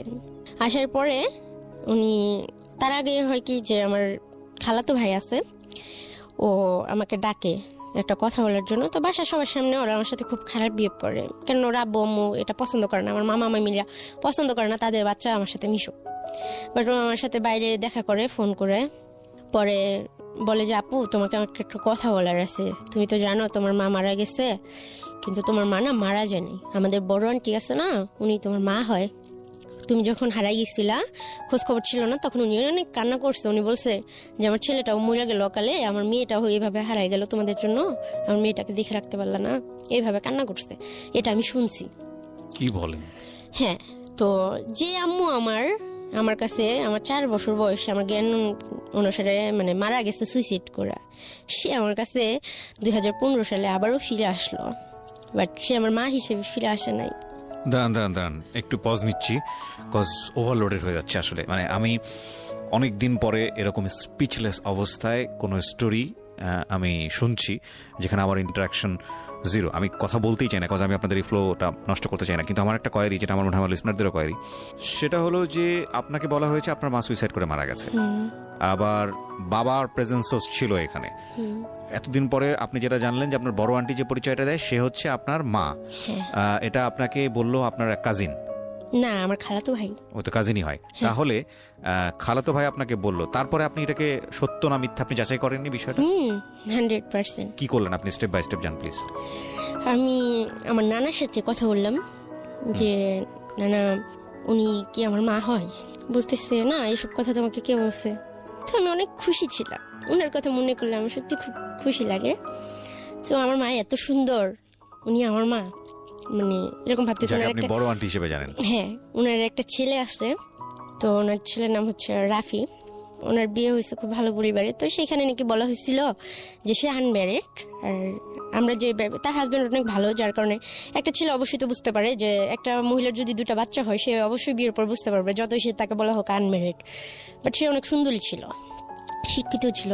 আর আম্মুকে হয়তো জানি না এইসব বিষয়, তাদের ঘরের বিষয় কি কথা হয়েছে, কি হয়েছে না হয়েছে, বা সে আসলেই কতটা ফেস করছে আমি আসলে জানি না। তাই তার সম্বন্ধে আমার কখনো রাগ ঘর কোনো প্রশ্ন আসে নাই একটা দিক থেকে, যে যেভাবেই হোক তার বাবা মারটা খাইছি পড়ছি, বা আমরা 2টা ভাই বোনে তার বাবা মার কাছে ছিলাম। আমার যে দাদা দাদির যেটা করার ছিল সেটা সে করে না। আমার বাবার প্রতি আমার অনেক অভিযোগ ছিল, কিন্তু আমার মার প্রতি আমার কোনো দোষ দেওয়ার ছিল না। যে সে স্বীকৃতি না দিলেও তার বাবা মাই তো আমাকে পরিচয় দিছে বা রাখছে। একটা মুরগির বাচ্চা পালাও অনেক কষ্ট, সেই ক্ষেত্রে একটা মানুষের বাচ্চা পালা যে কত কষ্ট, আর 2.5 মাস বয়স থেকে, সেটা আমি মিন করতাম। আমি সবসময় সবকিছু নিয়ে অনেক ভাবি, তো এসব ভাইবা আমি কিছু বলিনি না। কিন্তু আপনাকে তো সামহাও ফাইন্ড আউট করতে হবে যে রিজনটা আসলে কি ছিল, বা আপনার বড় আন্টিকে হলেও তো আপনার কোশ্চেন করার কথা। আপনি কি করলেন? হ্যাঁ, তো আমি কোশ্চিন করব কি, উনি যেদিন আসছে ওই দিন রাতের বেলা আমাকে রুমে ডাকছে। তো আমি ভাবছি ওই যে ভাইয়া বলছে অনেক কান্না করছিল, দেখো রিপা তুমি তো, আমি ভাবছি আমাকে মেয়ে হিসেবেই বলবে। তো তখন ওনার সাথে যে আমি আপনি করে বা কিছু প্রশ্ন করব এসব সাহস আমি পাইতেছি না। তো আমি ভাবছি আমাকে বুকে জড়ায় ধরবে, আমাকে ধরে হয়তো কান্না করবে, বা আমাকে বলবে যে যা হয়েছে হয়েছে। কিন্তু উনি তার বিপরীতই বলল। উনি বললো যে দেখো, আমার ভাইয়েদের একটা সম্মান আছে, তাদের 2টা মেয়ে আছে, ছোট ভাইয়ের একটা ছেলে আছে, তাদের ভবিষ্যৎ আছে। তুমি কলকাতায় ছিলা, তোমার বাবা তোমার সাথে যেটা করছে, এখন অতীত নিয়ে তো ভাইবা লাভ নাই। তবে তুমি একটা কাজ করো, আমার কথা শোনো। তবে আমার ইচ্ছা ছিল আমার মার খুশির জন্য আমি সব করতে পারবো। আর আমার মা, আমি এটা জানতে পারছি যে আমার মার নামটাই আমি জানতাম না, সেখানে জানতে পারছি আমার মা। আমার খুব ইচ্ছা করতেছিল যে আমার মাকে আমি জড়ায় ধরবো, আমার অধিকার আছে, বাট আমি সেই সাহস কখনোই পাইনি। তো উনি কথা বলতেছিল, আমি খুব মন দিয়ে ওনাকে শুধু দেখতেছিলাম আর শুনতেছিলাম। তো আমি অনেক কান্না করতেছিলাম, ওনার কথা শুনে কিছু বলার মতো সাহস আমার ছিল না তখনও পর্যন্ত। উনি আমাকে বললো যে তোমার জায়গায় আমি থাকলে আত্মহত্যা করে মরে যেতাম, এখানে ফিরে আসতাম না। কলকাতায় তুমি কি করছো না করছো এটা কি সবাই জানে? সবাই জানে যে তুমি বাজে কোনো কিছুই করছো। এখন আমার ভাইয়ের মেয়েদের ভবিষ্যৎ নিয়ে টানাটানি, তুমি কি চাও যে তোমার ভাইকে পাইলে আমাদের ভুল হয়েছে, তোমরা সারাটা জীবন আমাদের কাছ থেকে শুধু নিবাই? তুমি নিজে কিছু করো, তুমি যখন চাকরি করতেছো ঢাকা চলে যাও, ঢাকা চাকরির অভাব নাই, ঢাকা থাকার জায়গার অভাব হবে না। কিন্তু আমি তো বাংলাদেশটাকে চিনতামই না, জানতামই না, আমি তো পড়াশোনাও করিনি, আমার তো আপন কেউ ছিল না। তখন আমি তাকে বলছিলাম যে দেখেন আমার তো ঢাকাটার মধ্যে কোনো আইডিয়া নাই, আমি তো চিনি না, আমি কার কাছে যাব, আপনি একটু বোঝার চেষ্টা করেন। ওখানে আমি টাকা দিয়েই থাকতাম নানার কাছে, প্রতি মাসে আমি 7,000 টাকা স্যালারি পাইতাম, প্রথম মাসের বেতন পাই আমি নানির হাতে দিয়ে দিই, আমি সবার জন্য কেনাকাটা করি। তো টাকা খুব অল্প ছিল, তো আমার খালাতো ভাইয়ের জন্য আমি একটা পাঞ্জাবি কিনি, সবার জন্য অল্প অল্প আমি যা পারি আমার নানির হাতে দিয়ে কিনাই। তো সবাই কম বেশি নিলেও, তো ওনাকে আমি সবকিছু অনেক রিকোয়েস্ট করে বললাম যে দেখেন উনি যদি আমার বাবা হয় আর উনি আমার সাথে যা করছে তারপর ওনার কাছে তো ফিরে যাওয়া আমার পক্ষে কি ভয়ানক, উনি তো আবার এরকম করতে পারে, আপনি কেন বুঝেন না? পরে উনি কিছুতেই আমার কথা শুনতেছিল না। তখন তখন ওনার সাথে আমি খুব রাগ বিহেভ করি যে আমি কিন্তু সত্যিটা জানি, আপনার গর্ভে থেকে আমি হইছি না, আপনি হয় আমাকে বিষ খাওয়া মারা ফেলান, নাহলে আপনার গর্ভে আমাকে আবার নিয়ে নেন, আপনার পেটের মধ্যে ঢুকে যাবো, আমি আপনাকে মেরে ফেলবো, এরকম ধরনের কথা বলি। তারপরে আমি অনেক কান্না করে উনি রুম থেকে বেরিয়ে যাবো, বলে যে দেখো আমি এটাই চাই, তুমি ঢাকা চলে যাও, আর যদি কখনো নিজের পায়ে দাঁড়াতে পারো তখন আমাদের সাথে যোগাযোগ করবে, আমরা ভালো একটা ছেলে দিকে বিয়ে দিয়ে দেবো, তার আগে তুমি আসবে না। তখন আমি বলছি যে আপনি যে আমার মা, এটা আপনি স্বীকার করেন না। বলতেছো তুমি কি করো ভাবো, এটা তোমাকে, তুমি নিজের দিকে তাকায় দেখো তো, তুমি আমার মেয়ে, আমার শুধু একটা ছেলেই আছে, আমার কোনো মেয়ে নেই, আর তোমার মা আমি কেন হবো? তোমার ভাই আমাদের বাসায় কাজ করতো, তোমার ভাই তোমাকে কোথা থেকে নিয়ে আসছে, আমরা কিছু জানি না। তো তখন আর আমার কিছু বলার ছিল না।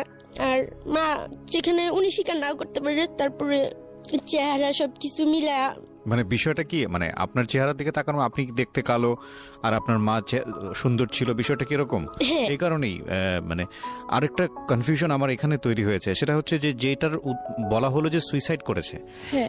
আপনার মা, আপনার বাবা কাজের লোককে বিয়ে করেছিল যে কারণে সে ওখান থেকে সুইসাইড করে, তাহলে ডিভোর্সটা হয়েছে তাদের সাথে কি কারণে? এটার এক্সাক্ট রিজনটা কি ওইটাই ছিল? ডিভোর্সটা হয়েছে হচ্ছে ওই যে কাজের মহিলাকে বিয়ে করছে আর সে সুইসাইড করে নাই। আর এই কথাটা আমাদের এই জন্য বলা হয়েছিল যে তার যে আবার বিয়ে হয়েছে, তারা তো মাঝে মাঝে আসে, বছরে একবার, 6 মাস পরে একবার বাপের বাড়িতে আসে, তো তার শ্বশুর বাড়ির লোকজন জানতো না তার 2টা সন্তান আছে, তার বিয়ে হয়েছিল, যে কারণে পুরো বিষয়টা কিভাবে ধামাচাপা দেওয়া হয়েছে। হ্যাঁ। আর আমরা জানি যে বাবার কারণে মামারা গেছে, বাবাকে খুব ঘৃণা করতাম, বাবাকে কি ছেলে জাতটাকে ঘৃণা করতাম। তার মানে বিষয়টা এরকম দাঁড়ালো যে আলটিমেটলি আপনার বাবা কোনো এক কাজে মেয়েকে বিয়ে করেছিল, এটা সত্য, এবং সে কারণে আপনার মার সাথে ডিভোর্সটা হয়ে যায়, আর তারপরে তাকে আবার নতুন করে বিয়ে দেওয়া হয়। বিয়ে দিতে গিয়ে আলটিমেটলি আপনাদের দুজনকে পুরোপুরি ধামাচাপা দিয়ে দেওয়া হয়, এবং সেই ধামাচাপার বলি হচ্ছে আপনার বড় ভাই সুইসাইড করে এক সময়, এবং আপনার এই জীবন। আমি দ্ব্যর্থহীন কণ্ঠে বলছি, this is the story that I have ever listen in my life, I don't want to anymore, because আমি আসলে এই ধরনের স্টোরি আর শুনতে চাই না।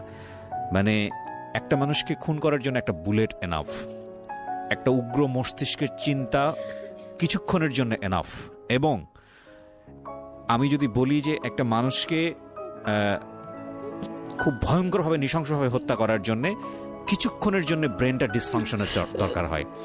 কিন্তু এদের 2 ভাই বোনের ক্ষেত্রে এর কথা যদি সত্যি হয়ে থাকে, ও যা বলেছে এখানে, তাহলে এদেরকে যা করা হয়েছে সেটার জন্যে 2টা পরিবারের অনেকগুলো মানুষ প্রতি মোমেন্টে এক একটা মানুষ খুন করেছে, এবং এটার জবাব নাই। আমি জানি যদি আজকে এই রেডিওতে বসে ওদের যদি ঠিকানা রিভিল হয়, ওরা যদি আসলে এরা কারা এটা যদি রিভিল হয়, এদের দিকে সমাজের মানুষজন থুতুও ফেলবে না, মানে ঘেন্নায় থুতো ফেলবে না এই মায়ের প্রতি এবং এই বাপের প্রতি। আমি আজকের অনুষ্ঠান পর্যন্ত আমি সব সময় বলেছি, এবং আমি হয়তো বলবো আজকের এপিসোডটা আমি ভুলে যেতে চেষ্টা করবো, যে with due respect, with the name of almighty Allah, মানে আল্লাহর পরে সবচাইতে মানে প্রেশাস গিফট, সবচাইতে সম্মানের গিফট হচ্ছে মা এবং বাবা।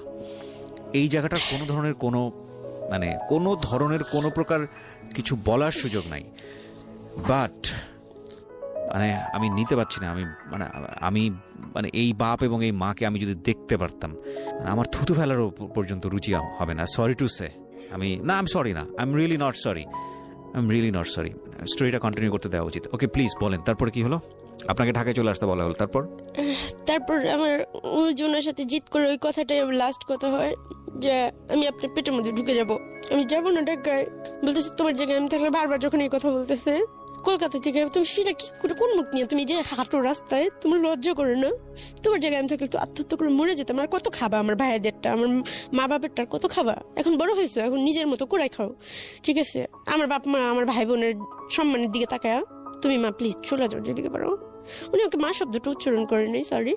তো আমি এখন নানাকে বললাম, না আপনাকে যে টাকাটা দেওয়া হয়েছে আমি তো কিছু চিনি না, জানি না, আমাকে ওখান থেকে 10,000 টাকা দেন, টাকা দিয়ে হয়তো আমাকে কেউ সাহায্য করবে, হয়তো কেউ রাখবে। উনি বলতেছে না তুমি ঢাকায় যাও, একটা কোনো জায়গায় কারোর সাথে থাকো, আমি তোমাকে পরে যাই দেখে আসবো। বলতেছি আপনি এটা কি বলতেছেন? আমি খালি হাতে কিভাবে বেরোবো, আর আমি রাস্তাঘাট তো কিছু চিনি না। উনি ওকে মাত্র 4,000 টাকা দিলেন। তো ওই মুহূর্তে পাশের বাড়ির একজন লোক, মানে মহিলাটা, উনি আমাকে ছোটবেলায় খুব আদর করতো। উনি বলতেছে যে দেখো, আমার মামিকে বলতেছে, আমার নানাকে বলতেছে যে ও যাই করে আসছে, ও যদি কেউ হয় তারপর আমরা সাদা কাগজে বন্ডে সাইন করা ও সমস্ত দায়িত্ব নেব, ওকে আমরা ভালো ছেলে দেখে বিয়ে দিব। কে বলেছে এটা?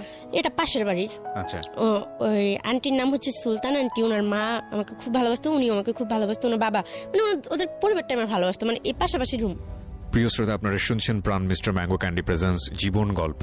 জীবন গল্পের অতিথির গল্পে আবারও ফিরবো, তার আগে আপনাদেরকে মনে করিয়ে দিচ্ছি, সিচুয়েশন যখন খুব কড়া, মন বসে না কোনো কাজে, তখন মন ঠিক করতে মুখ দিতে পারেন কাঁচা আমের স্বাদে Pran mister mango candy, good mood guaranteed. আমরা ফিরে যাচ্ছি আমাদের অতিথির গল্পে। জি।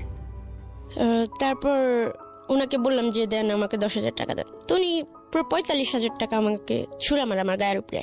তখন আমি ভাবতেছি এত বোকা ছিলাম যে টাকার জন্য আমার নানা আমাকে ভালোবাসবে না, আমার নানা আমার সাথে কথা বলবে না, না না না আমি টাকা নিব না, যা হয় হবে। তখন আমি বললাম ঠিক আছে টাকা আপনার কাছে রেখে দেন। তখন নানা কি করলো, আমাকে রাতটা ওখানে থাকতে দেওয়া হলো। নানা আমাকে শাক ভাজি দিয়ে ভাত নিয়ে আসছে। তো আমার নানি সেটা দেখছে, আমি খাইতে চাইনি। তো আমি অনেক বুঝানোর পরে আমার নানা অনেক মায়া করে কথা বলতেছে।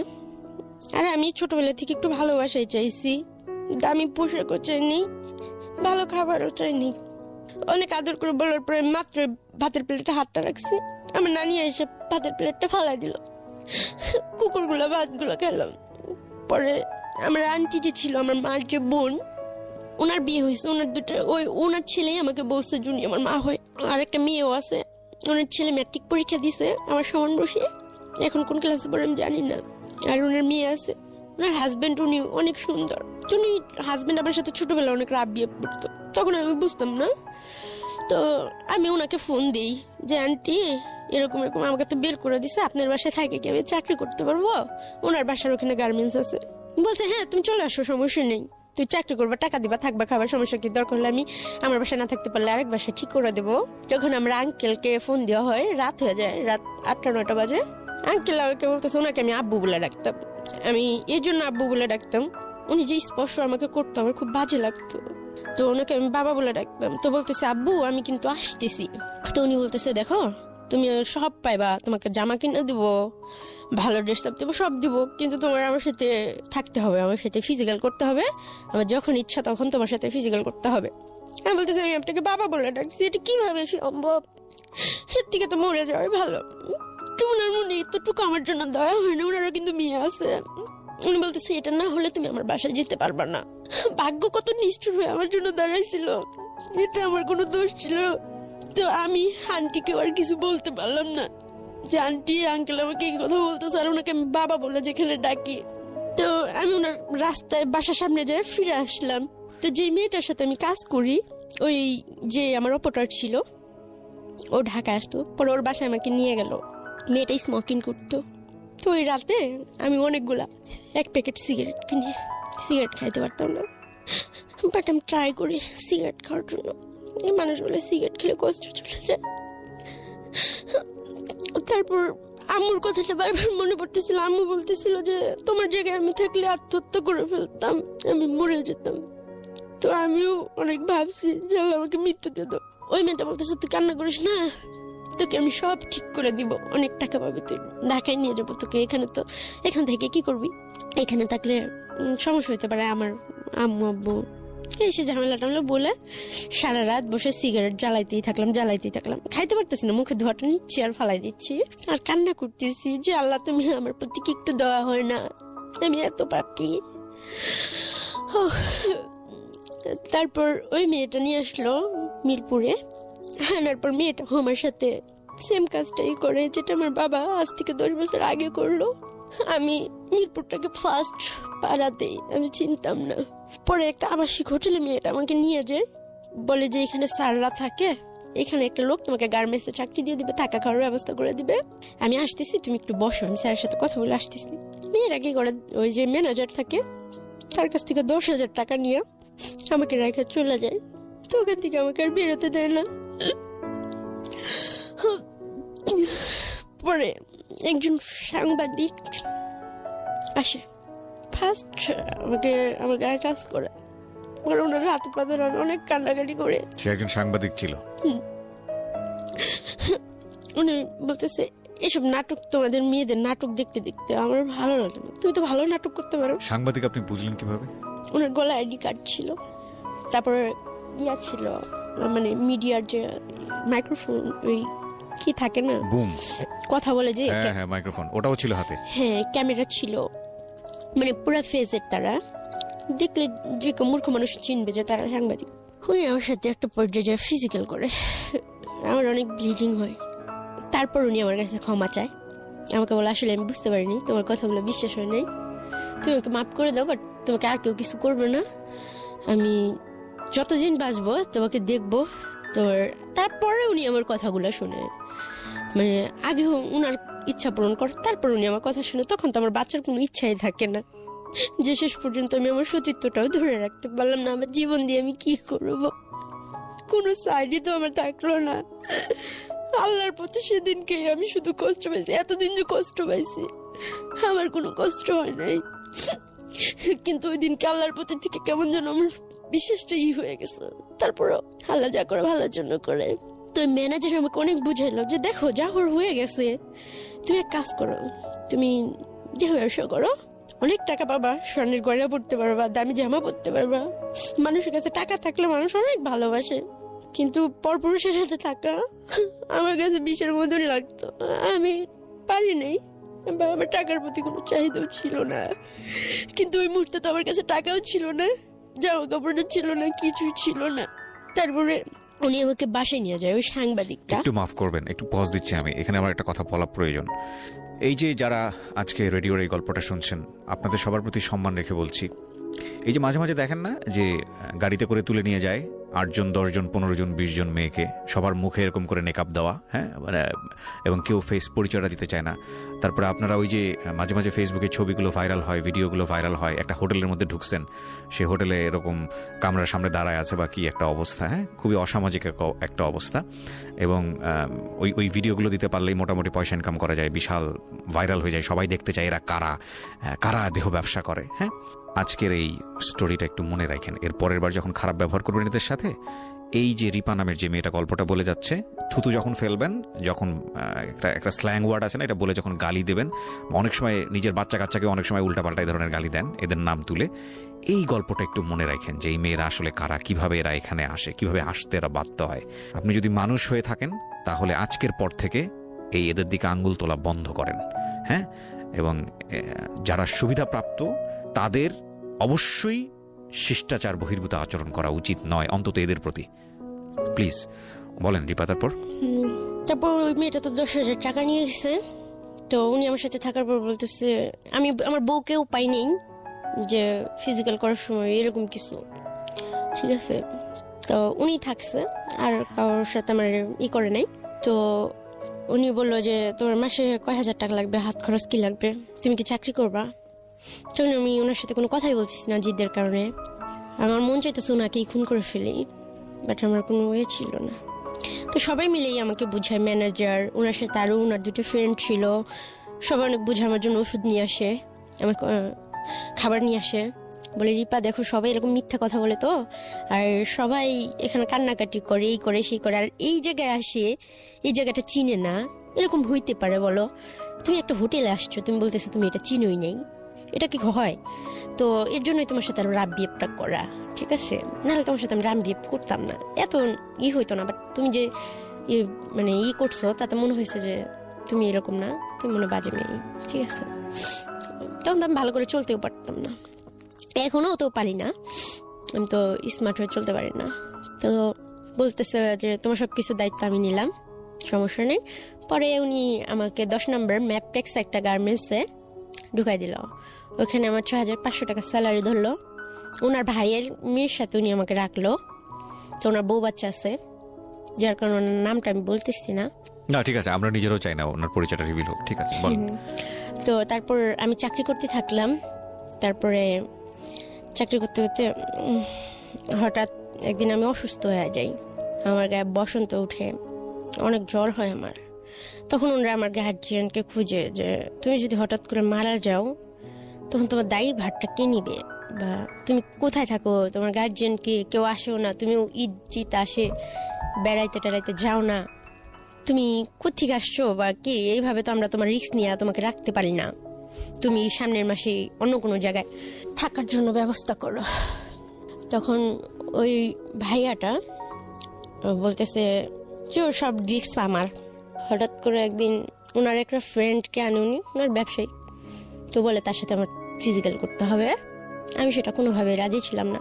তো সেই দিন আমি খুব সিনকেট করি, খুব এক পর্যায়ে লোকটাকে আমি মারার পরে তো বাইরের কিছু খারাপ ছেলে পেলে আছে, নেশা টেশা করে, এরকম কিছু ছেলেকে ডাকা হয় আমার সাথে যেন থাকা হয় বা আমার ছবি টবি তুলে এসে করার জন্য আর কি। তো আমি অনেক চিল্লাফাল্লা করতেছি, অনেক কান্নাকাটি করতেছি। তো তাদের মাঝখানে একটা ছেলে, সে হচ্ছে ওই হোটেল মালিকের ছোট ভাই। তো উনি আমাকে এসে জিজ্ঞেস করে, আপনি কান্না করতেছেন কেন, আপনি চিল্লাচিল্লি করেন কেন, সমস্যা কি আপনার? পরে আমি ওনাকে সব কিছু বলি, উনি আমার কথাগুলো শুনে আমি চিৎকার করে কান্না করি আর সব কথাগুলো বলি যে আমি চাকরি করতেছি, উনি আমার সাথে এরকম করছে, এখন ওনার বন্ধুর সাথে আমার থাকতে হবে, তাহলে আমি যদি এরকম নিজেকে নিজে করি তাহলে আমার চাকরি করার দরকার কি, তাহলে তো আমি পাড়াই থাকতে পারি। তো উনি বললো যে আপনারা মেয়েরা খুব ড্রামা করতে পারেন, এই ড্রামাগুলো দেখতে দেখতে আমরা অভ্যস্ত হয়ে গেছি, ভাই আর ভালো লাগে না, নতুন কিছু আছে। তো আমি বলতেছি আপনার কাছে ড্রামা মনে হইতেছে, আপনি নেটে সার্চ দিয়ে দেখেন আমি কোত্থেকে আসছি, কিভাবে আসছি, আপনি তো শিক্ষিত মানুষ, আপনি একটু যাচাই করেন। আর আমি আজকে এখানে মরে যাব, কিন্তু কারোর সাথে আমি কোনোভাবে ফিজিক্যাল রিলেশন করব না, হয় আমি বাঁচবো নয় আমি মরে যাব, তবে আমি এইভাবে বাঁচবো না। তখন বলতেছে দেখেন আপনার মরতে টরতে কিছুই করতে হবে না, এখন আমি বুঝতে পারছি, আপনার সব কিছু আমি দেখবো। তো ছেলেটার উপরে সবাই রেগে যায়, আর ও মালিকের ছোট ভাই ছিল যেহেতু, ওকে সবাই খুব মানে করতো, বাট ছেলেটা নেশা করতো আর খুব খারাপই ছিল, তবে আমার সাথে কোনো খারাপ ব্যবহার করে নাই। প্রিয় শ্রোতা, আপনারা শুনছেন প্রাণ মিস্টার ম্যাঙ্গো ক্যান্ডি প্রেজেন্স জীবন গল্প। জীবন গল্পের অতিথির গল্পে আবারও ফিরবো, তার আগে আপনাদেরকে মনে করিয়ে দিচ্ছি, সিচুয়েশন যখন খুব কড়া, মন বসে না কোনো কাজে, তখন মন ঠিক করতে মুখ দিতে পারেন কাঁচা আমের স্বাদে Pran mister mango candy, good mood guaranteed. আমরা ফিরে যাচ্ছি আমাদের অতিথির গল্পে। জি। তো ওখান থেকে ছেলেটা আমাকে ওর এক ফ্রেন্ডের বাসায় নিয়ে যায়। পরে ওর বাসায় ওর বউর সাথে আমার থাকা হয়। তো 1 মাসের মতো আমি চাকরি বাকরি কিছু করি না। তো ছেলেটা আমাকে রাখে, প্রতি মাসে যে 3,500 টাকা থাকা খাওয়াই দেয়, 1,000 টাকা আমার হাত খরচের জন্য দেয়। কিন্তু ওকে ভালো লাগার কারণ যে ও কখনো আমাকে স্পর্শ করে নাই বা বলে নাই যে আমার সাথে ফিজিক্যাল করতে হবে। আমি ওকে বারবার জিজ্ঞেস করতাম যে আপনি কোন স্বার্থে এগুলো করতেছেন, আপনি কি আমাকে বেচে দিবেন? আমাকে ভালো ড্রেস কিনে দিচ্ছে, পার্লারে নিয়ে গেছে, বলছে তুমি এই করো, চুল কাটো, চুলটা এইভাবে কালার করো, এই করো সেই করো, বুড়ো প্লাক করো, অনেক কিছু বলতেছে, উন্নাটা এইভাবে পরবা, জামাটা এইভাবে পরবা, এই জুতা পরবা, লিপস্টিক পরবা, অনেক কিছু বলতেছে। এরকম করতে করতে, এটা 2016 সালের ঘটনা বলতেছি আমি, ছেলেটা আমার সাথে বাইরে আমাকে ঘুরতে নিয়ে যায়। ছেলেটা ফার্স্ট আমাকে খাবার মুখে তুলে খাওয়ায় দেয়, একটা বিছনা নিয়ে বসতে দেয়। তো এগুলো আমার জীবনে সত্যি খুব অকল্পনীয় ছিল, যেগুলো আমি নিজেকে খুব ছোট মনে করতাম, যে আমাকে নিয়ে কেউ কখনো রাস্তায় ফুচকা খেতে বসে নাই, আমার সাথে কেউ কথা বলে নাই, আর আমাকে মুখ তুলে কেউ খাবার খাওয়াই দেয় নাই। তো এই ছেলেটা আমাকে খাওয়াই দিছে, ঘুরতে নিয়ে গেছে, বাট কখনো রিক্সা বসে যে ছেলেরা হাতে এই করে সেই করে, সেগুলো এই ছেলেটা কখনো করে নাই। তো আমি ওকে ভালোবাসবো বা ভালোবাসা শব্দটা বা স্বামীর সংসার, এগুলো কখনো আমার মধ্যে ছিল না, বাট ও আমার ভিতরে এগুলা জাগাইছে বা বুঝাইছে, দেখাইছে, চেষ্টা করছে, অনেক কিছু করছে। ও আমি করতে চাইনি, বাধ্য হয়েছি, মানে ভালোবাসা। আসলে আমি জানি না এটা ভালোবাসা ছিল কিনা, আমি তো বুঝি না আসলে ভালোবাসা কি। তো ও আমাকে একটা রুম নিয়ে দেয় পরের মাসে, সাবলেট। রুমটা অনেক সুন্দর, এটা হচ্ছে টেকনিক্যাল দারুস সালাম থানার সাথে, বাসাটা 6 তলায়। তো ওর এক বন্ধু আর বন্ধুর ওয়াইফ আর আমি আর ও কাজটা শেষ করে, ওরা সবাই ঢাকায় স্থানীয়, ওরা 6-7 ভাই, অনেক বড় লোক, নিজেদের সব ব্যবসা বাণিজ্য আছে। তো ও বাসায় কাজ শেষ করে হাজব্যান্ডের মতো মানে প্রতিদিন বাসায় ফিরতো রাত 10টা 10:30টার মধ্যে, আর সে আমার কপালে একটা কিস করতো, আমার হাতে একটা কিস করতো। তারপর ম্যারিড ছিল, রাইট? না, ম্যারিড ছিল না। না, ওর বড় ভাই এখনো বিয়ে করে নাই, বাংলা কলেজে পড়ে। তো দেখতে অনেক হ্যান্ডসাম ছিল, অনেক সুন্দরী ছিল।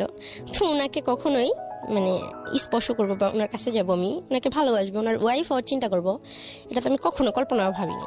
বা কারণে আমি কেন কোনো ছেলেকে কিছু দেওয়ার মতো আমার মনে হইতো যে আমার কাছে কিছু নাই, আর আমার যে জীবন, আমার মনে হয় না যে এই জীবনের পাশে কোন ছেলে সারা জীবন থাকবে। আর আমি কি দিব, না আছে রূপ, না আছে গুণ, না আছে শিক্ষাগত যোগ্যতা, না আছে বংশ পরিচয়, যার কারণে বিয়েটাকে আমি খুবই ভয় পেতাম। আর যখন আমি গার্মেন্টসে চাকরি করছি আমি দেখছি অনেক সুন্দর সুন্দর মেয়েরা 3-4টা করে বিয়ে হয়েছে, বেবি আছে, অনেক কষ্টের জীবন, কিছু সমস্যা হইলেই ছেলেরা ছাইরা চলে যায়, যার কারণে আমি বিয়েটা কখনো সাহস পাই নাই। তো আমাকে চাকরি বাকরি করতে না করলো, সব কিছু দিত, আমার কাপড় চোপড় আমাকে খুব সুন্দর করে সাজায় রাখতো পুতুলের মতো। তো এতটা সম্মান আমার লাইফে ফার্স্ট কেউ আমাকে সত্যি দিল। তো এই একটা মাস আমার জীবনে ছিল যে খুব সুখের, খুব আনন্দের। তো ও আমাকে স্পর্শ করতো না, ও বাইরে হয়তো কি করতো না করতে জানি না।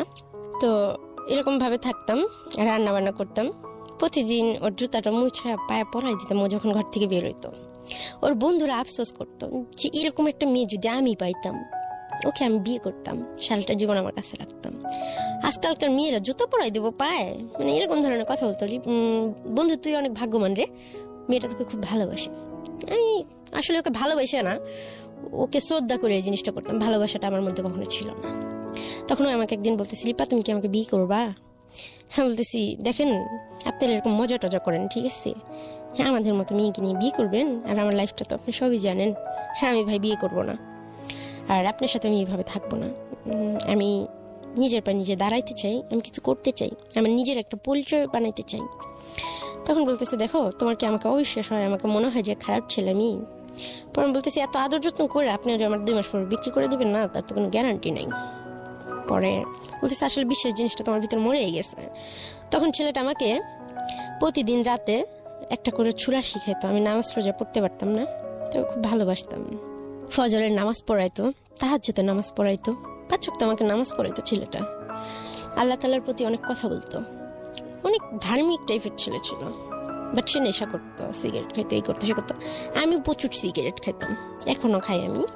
তো এরকম করতো। পর ছেলেটার 1-2 মাস প্রায় 1 বছর হয়ে গেল, 2017 সাল পর্যন্ত আমরা একইভাবে একই ছাদের নিচে ছিলাম। পর আস্তে আস্তে ওর সাথে আমার ফিজিক্যাল রিলেশন হয়, ও আমাকে খুব আদর করতো। তো ও বলে যে তোমাকে আমি একটা বেবি দেবো, তবে রিপা একটা শর্ত হচ্ছে যে আমি ফ্যামিলিকে একটা বিয়ে করব, তুমি আমার বউ হয়ে সারা জীবন ঢাকায় থাকবা, তোমাকে আলাদা আমি একটা ভারী করে দেবো, আর তোমাকে একটা বেবি দিয়ে দেবো, আর একটা পার্লার দিয়ে দেবো, বিউটি পার্লার।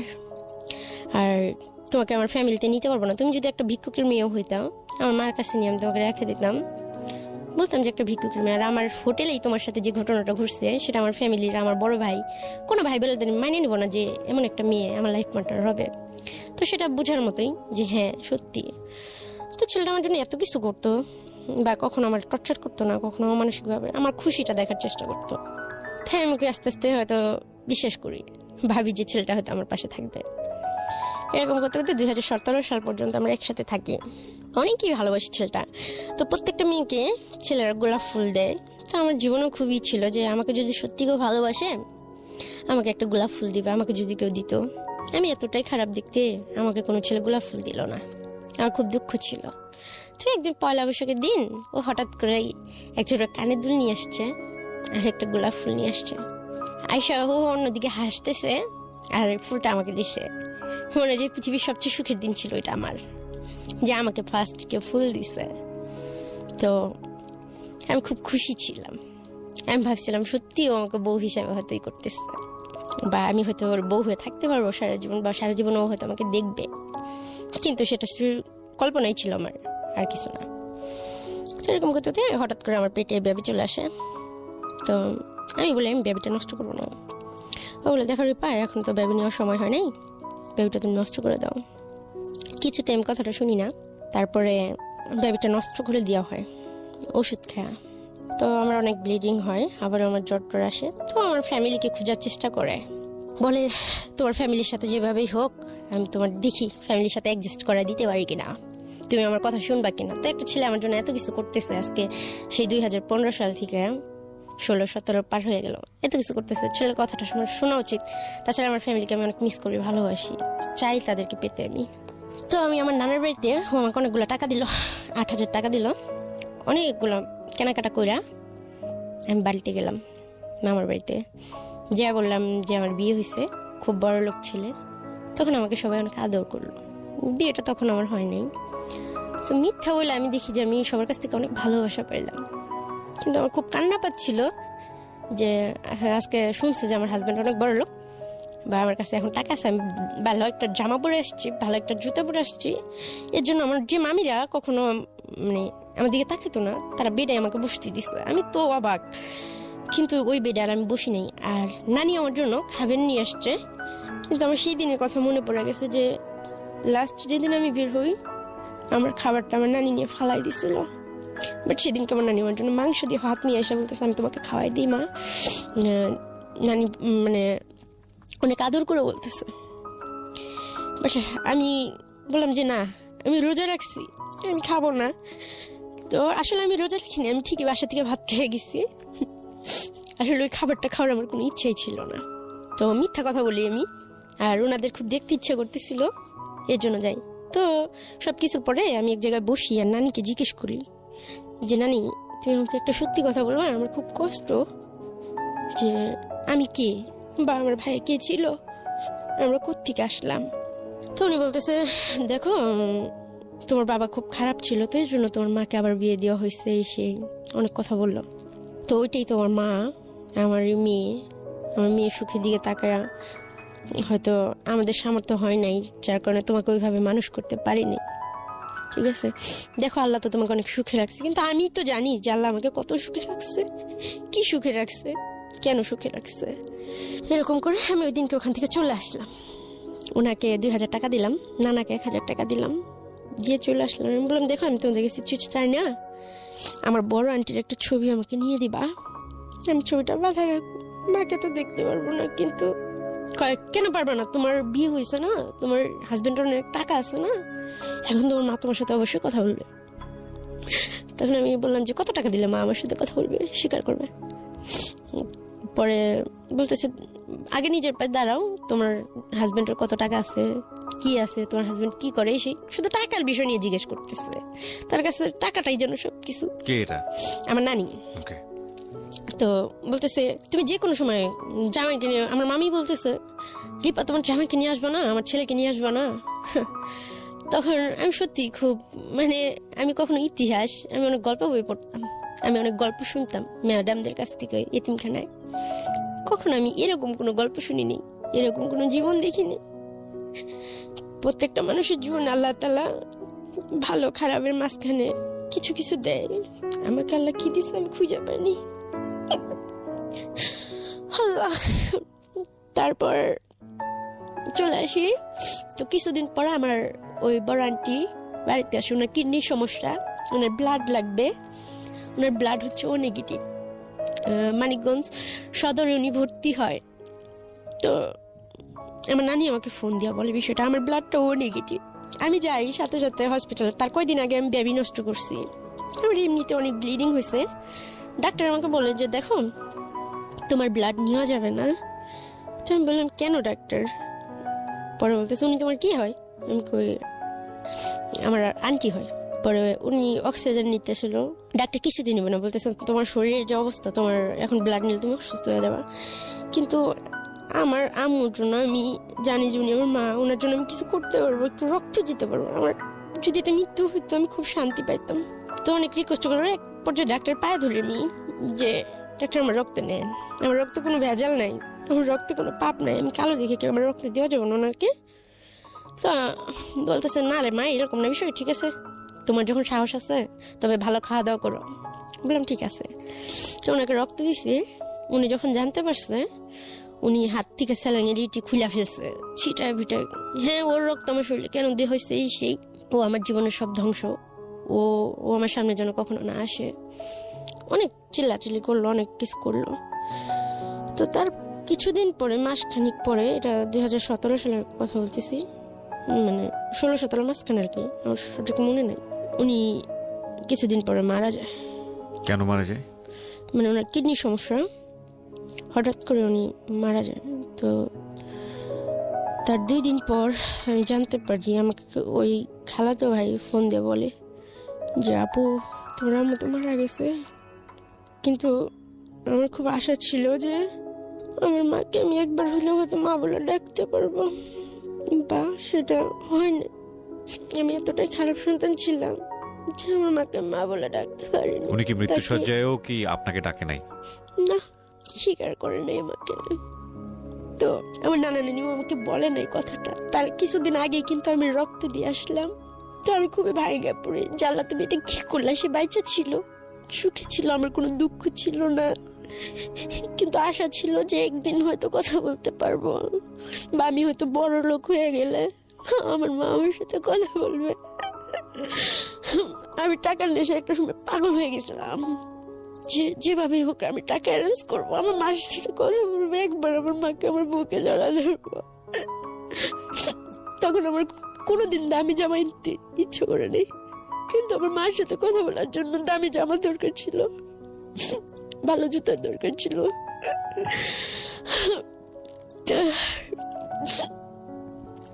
সেটা আমার কাছে ছিল না। তো জানি না সে কেন এমন করছে, আল্লাহ তাকে ভেস্তে নসিব করুক।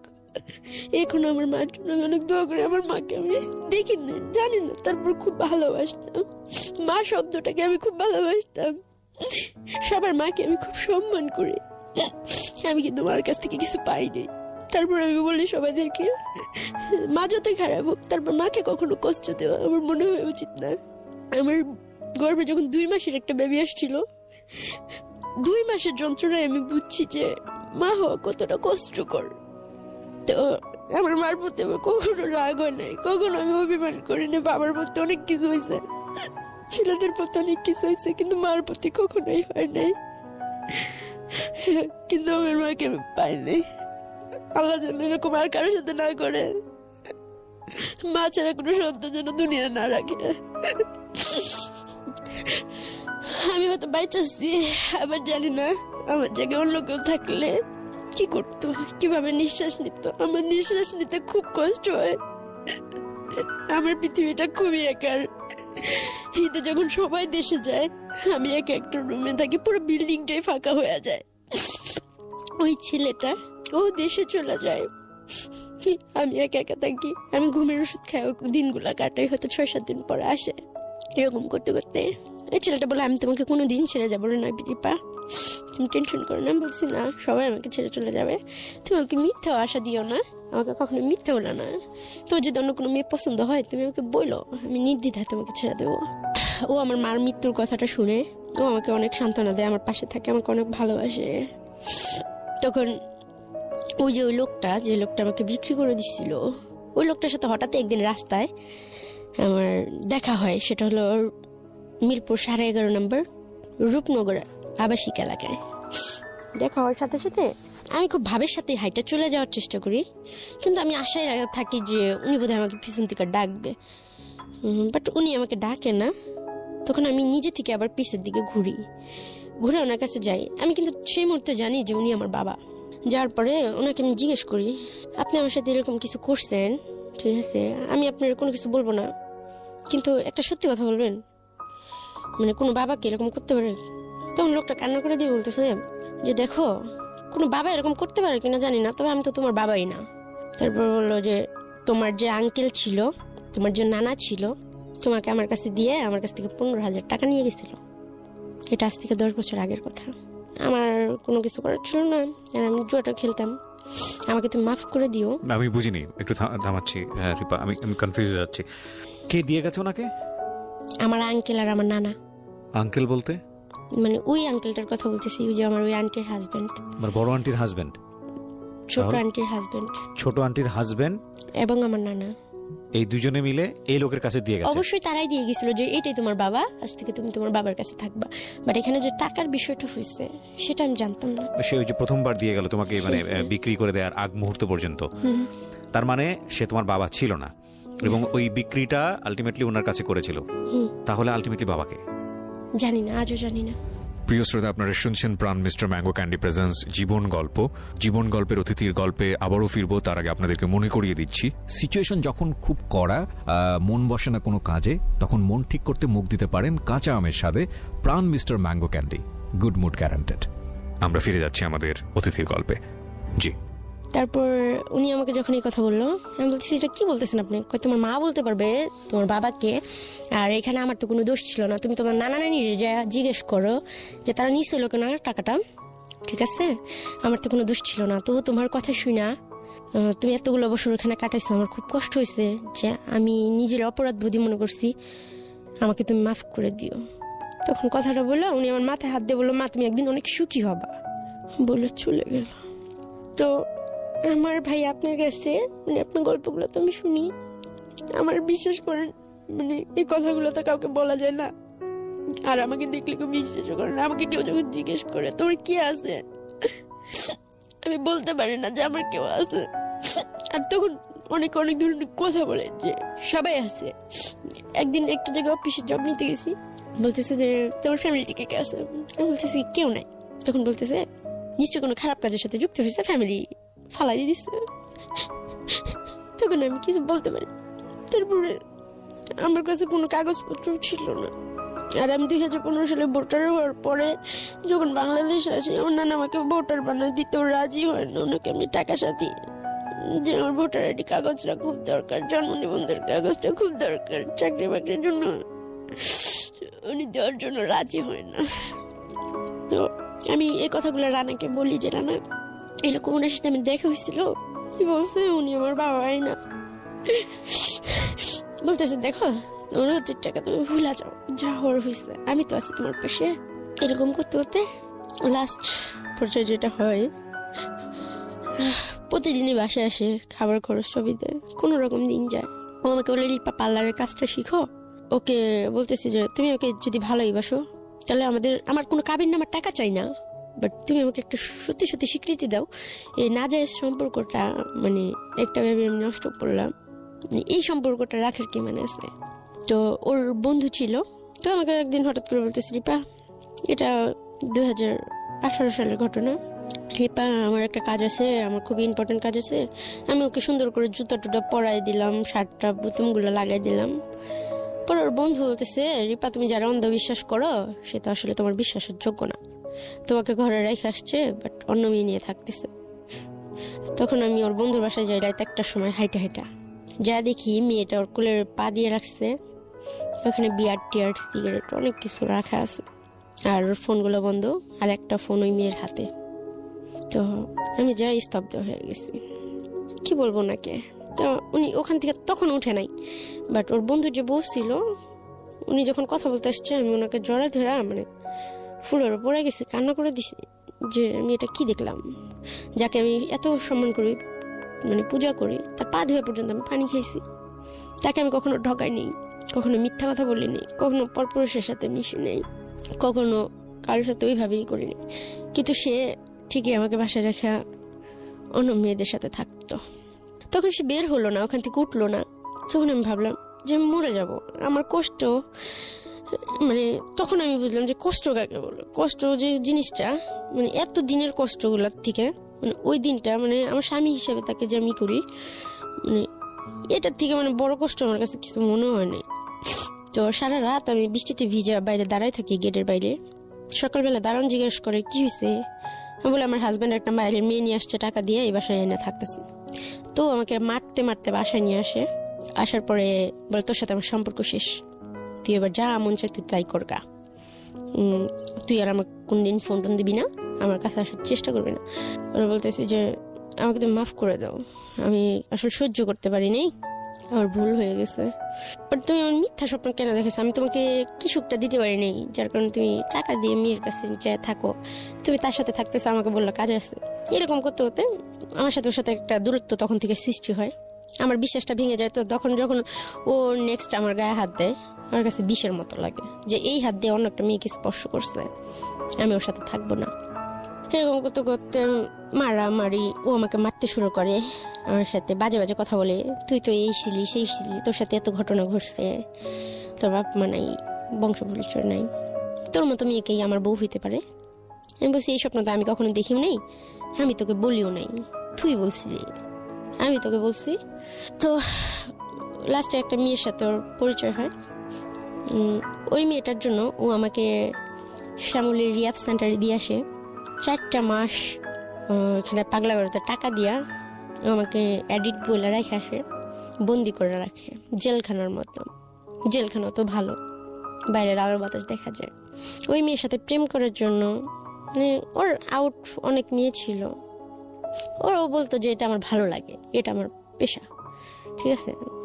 তো আমার আর কিছু বলার ছিল না। তো অন্য মেয়েদের সাথে থাকার জন্য যে আমাকে 4 মাস বন্দি করে রাখছে, এই কষ্টটা আমি সহ্য করতে পারিনি। বন্দি করে রাখার পর আমি দেখতেছি আমার সাজানো সংসারটার মধ্যে, আমার বেডরুমে আমি বাইরে দাঁড়া রয়েছি, আমার সামনে ওই মেয়েটার সাথে ফিজিক্যাল করতেছে। আমি তখন খুব কষ্ট পাইছি, কিন্তু ওকে আমি খুব ভালোবেসে ফেলেছি। আমি জানি না যে ভালোবাসা কিনা, তবে ওর জন্য আমার খুব খারাপ লাগে, ওর সাথে কথা বলতে ইচ্ছে করে, ওর কাছে যাইতে ইচ্ছে করে। তো ওই মেয়েটাকে নিয়ে থাকে, বলে ওর সাথে আমার টাকার লেনদেন আসতে, রিপা তোমার জন্য আমি অনেক করছি, বাট এখন তুমি আমার মুক্তি দাও। একটু থামাচ্ছি দীপা, সরি, আমি আসলে গল্পের মধ্যে ইন্টারাপ্ট করতে চাইছি না, কিন্তু আমার কোয়েরি আছে।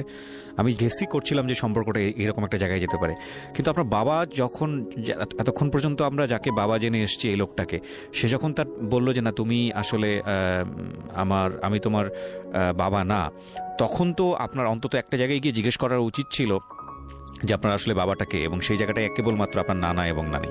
আপনি কি জিজ্ঞেস করেছিলেন এরপরে গিয়ে? হ্যাঁ করছিলাম বলতে কি, আমি আসলে ভাইবে দেখলাম বিষয়টা, যে সত্যি ওনাকে তো আমি নিজে থেকে চিনতাম না, বা উনিও আমাকে নিজে থেকে চিনতো না। ওনার কথাটা তো অতি বাস্তব, যে আমার আঙ্কেল আর আমার নানাই না ওনার হাতে আমাকে দিয়ে গেছিল যে এটা তোমার বাবা। তো দোষ যদি থাকে, অ্যাকচুয়ালি দোষটা কিন্তু তাদের, মানে অপরাধী কিন্তু আমি তাকে ভাবছি, বাট সে আমার চোখে আঙুল দিয়ে দেখাই দিচ্ছে বিষয়টা। তো আমি নানাকে যে জিজ্ঞেস করি, তখন সে আমাকে ডাইরেক্ট বলে যে তোমার ভাইকে আমরা পালন টালন করছি, তোমরা কি আমি জানি না। সেও একই কথা বলে যে আমাদের কাছে কখনো আর আসবে না। সিম টিমটা মানে ফোন নাম্বার যে, সেটা মাঝে মাঝে ফোন দিতাম, সে নাম্বারটা পর্যন্ত চেঞ্জ করে ফেলে আমার নানা নানি। আমাকে এক কথা বলে যে তোমার ভাইয়া হচ্ছে আমাদের বাসায় কাজ করতো, আসলে তোমরা কি আমরা জানি না, ঠিক আছে, আর আমাদের বারবার এইভাবে আসবা না, তাহলে পুলিশে কমপ্লেন করবো। বাট ওই যে সাংবাদিকটা আমার সাথে ফার্স্ট ফিজিক্যাল করছিল, ও আমাকে বলে তোমার নানার নামে মামলা করো রিপা, মামলা করো, তোমার মার যে সম্পত্তি আছে ওখান থেকে তুমি সম্পত্তি পাবা, প্লাস বাপ চাচা সব আত্মীয় স্বজন দেখবা, অটোমেটিক বেরিয়ে আসবে। আমি তখন বললাম যে আমি এতগুলো বছর এত কষ্ট করছি, যেখানে তার স্বীকৃতি দেয় নাই, নিজে থেকে পরিচয় দেওয়ার প্রয়োজন মনে করে নাই, ভালোবাসে নাই, এই ঝামেলা টামেলা করতে যায় শুধু শুধু পুলিশের ফেস হব। আমি আর চেষ্টা করিনি তাদের কাছে যাওয়ার জন্য, তাদেরকে খোঁজার জন্য। আজ থেকে কতদিন হয়ে গেছে, বছরখানিক হয়ে গেছে, আর মানিকগঞ্জের দিকে পা রাখিনি, আর কথা হয় নাই, আর দেখা হয় নাই, আর খোঁজার চেষ্টা করিনি। আমি খুঁজে কখনো কিছু পাইনি, যা পাইছি তা নিতে আমার বুকে অনেক কষ্ট হয়, আমার বুকে জায়গা থাকে না। প্রিয় শ্রোতা, আপনারা শুনছেন প্রাণ মিস্টার ম্যাঙ্গো ক্যান্ডি প্রেজেন্স জীবন গল্প। জীবন গল্পের অতিথির গল্পে আবারও ফিরবো, তার আগে আপনাদেরকে মনে করিয়ে দিচ্ছি, সিচুয়েশন যখন খুব কড়া, মন বসে না কোনো কাজে, তখন মন ঠিক করতে মুখ দিতে পারেন কাঁচা আমের স্বাদে Pran mister mango candy, good mood guaranteed. আমরা ফিরে যাচ্ছি আমাদের অতিথির গল্পে। জি, গল্পের যেখানে আপনি ছিলেন, যে আপনি রানার সাথে আপনার সম্পর্কটা খুব খারাপ অবস্থায় চলে গেল, তারপরে আপনি ওকে কুইট করলেন, নাকি ওই জিনিসটা এখন এরকমই আছে? না না, ও হচ্ছে এটা কয়েক মাস আগের ঘটনা, 2018 শেষের দিকে আর কি। আমি বের হই হচ্ছে 9 মাসে বের হই। তো বাসায় না আমাকে রাখে, মানে রিহ্যাব সেন্টার থেকে নিয়ে আসে, শ্যামলী থেকে। তো নিয়ে আসার পরে আমাকে রাখে আমার সামনে, আমি পাশের রুমে থাকি, 2 রুমের ফ্ল্যাট, আমি ফ্লোরে থাকি। ওই মেয়েটার সাথে ফিজিক্যাল রিলেশন করে, জোরে জোরে কথা বলে, এগুলো আমার শুনতে হইলো শেষ পর্যন্ত, যেটা আমি কখনো ভাবতেই পারি না একটা অন্য মেয়ের সাথে ওকে আমি দেখতে পারবো, সহ্য করতে পারবো। তো আমি শুধু সিগারেট খাই, সারা রাত সিগারেট খাই। আমি কি করবো, আমি ভাইবা পাই না, মৃত্যু তো আমাকে নেবে না। তো আমি ওর কাছে অনেক কান্নাকাটি করি যে সোহাগ, এরকম কিছু যদি তুমি করো, তাহলে কেন আমার সাথে এরকম করলো, কেন আমার মিথ্যে স্বপ্ন দেখলাম, আমার জীবনটা সম্বন্ধে তুমি তো সব জানতা। যাই হোক, এখন আর অত কষ্ট লাগে না, অত খারাপ লাগে না এখনো। তারপর আমাকে 1000 টাকা দিয়ে বলে তোমার ব্যবস্থা তুমি করো, আজকে থেকে তোমারটা তুমি দেখো, আমি তোমার দায়িত্ব আর নিতে পারবো না। এটা কয়েক মাস, 3 মাস আগের কথা বলতেছি। আচ্ছা, আমি আবার 1000 টাকা নিয়ে ওই ভাইয়াটার কাছে যাই, ওই সাংবাদিক ভাইয়াটার কাছে।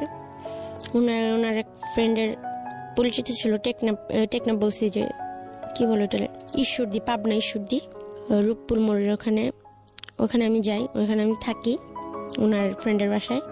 তো মাসখানিক থাকি, যে ঢাকায় থাকা ঘর ব্যবস্থা হলে, চাকরি বাকরি হলে আমাকে নিয়ে আসবে।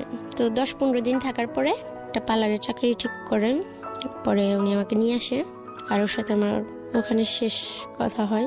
আর এখন আমি চাকরি করতেছি। একটা পার্লারে জব করছেন। এখন আমি মোটামুটি ভালো আছি। আমার কষ্টটা শুধু এই জায়গায় যে আমার যে লাইফটা, এতগুলো মানুষের সাথে আমি পরিচিত, কিন্তু আসলে আমি কাউকে চিনলাম না। আর আমি কে এটাই আমি জানি না। এটা আমার সব থেকে বড় কষ্ট ভাইয়া। সমাজের জন্য যেটা আপনাদের ভালো ড্রেস আপ ছাড়া রাস্তায় চলা যায় না, কেউ কথা বলে না। ভালো ড্রেস আপ না পড়তে পারলে কোনো রেস্টুরেন্টে যায় বসলে আপ্যায়ন করে না। সুন্দরী না হলে কোনো ছেলে রিলেশন করে না। বাবা মা না থাকলে কোনো ছেলে বিয়ে করে না। মানে কারো বউ হওয়ার জন্য ফ্যামিলি থাকার দরকার, শিক্ষাগত যোগ্যতা থাকার দরকার, বাবা মা থাকার দরকার। আমার বউ হওয়ার শখ নাই, মিটে গেছে। কিন্তু মানুষ হিসেবে ভাইয়া ইদানিং আমি এই বিষয়গুলো নিয়ে না খুব কষ্ট পাই। আপনার গল্পগুলো যখন শুনি, কালকের গল্পটা আমি শুনছি, তো প্রত্যেকটা মানুষের জীবনে কষ্ট থাকে, সুখ থাকে, মানে আলো অন্ধকার নিয়ে জীবনটা। কিন্তু আপনি কি আমাকে একটু বলবেন যে আমার জীবনে রাতের অন্ধকার আছে, দিনের আলো আছে, আল্লাহ আমার জীবনে আলোটা দিছে কোন জায়গায়? এক্স্যাক্টলি। আমি এইখানে এসেই হয়তো গল্পটা, এই প্রশ্নের জায়গাটার জন্যই হয়তো আজকে আপনি জীবন গল্পে এসেছেন। আমি আপনার পুরো গল্পটা শুনেছি, হ্যাঁ, একদম শুরু থেকে শেষ পর্যন্ত। আমার এন্টায়ার মানে রেডিও ক্যারিয়ারে আমি কখনো এত ভয়াবহ গল্প আমি কখনো শুনিনি।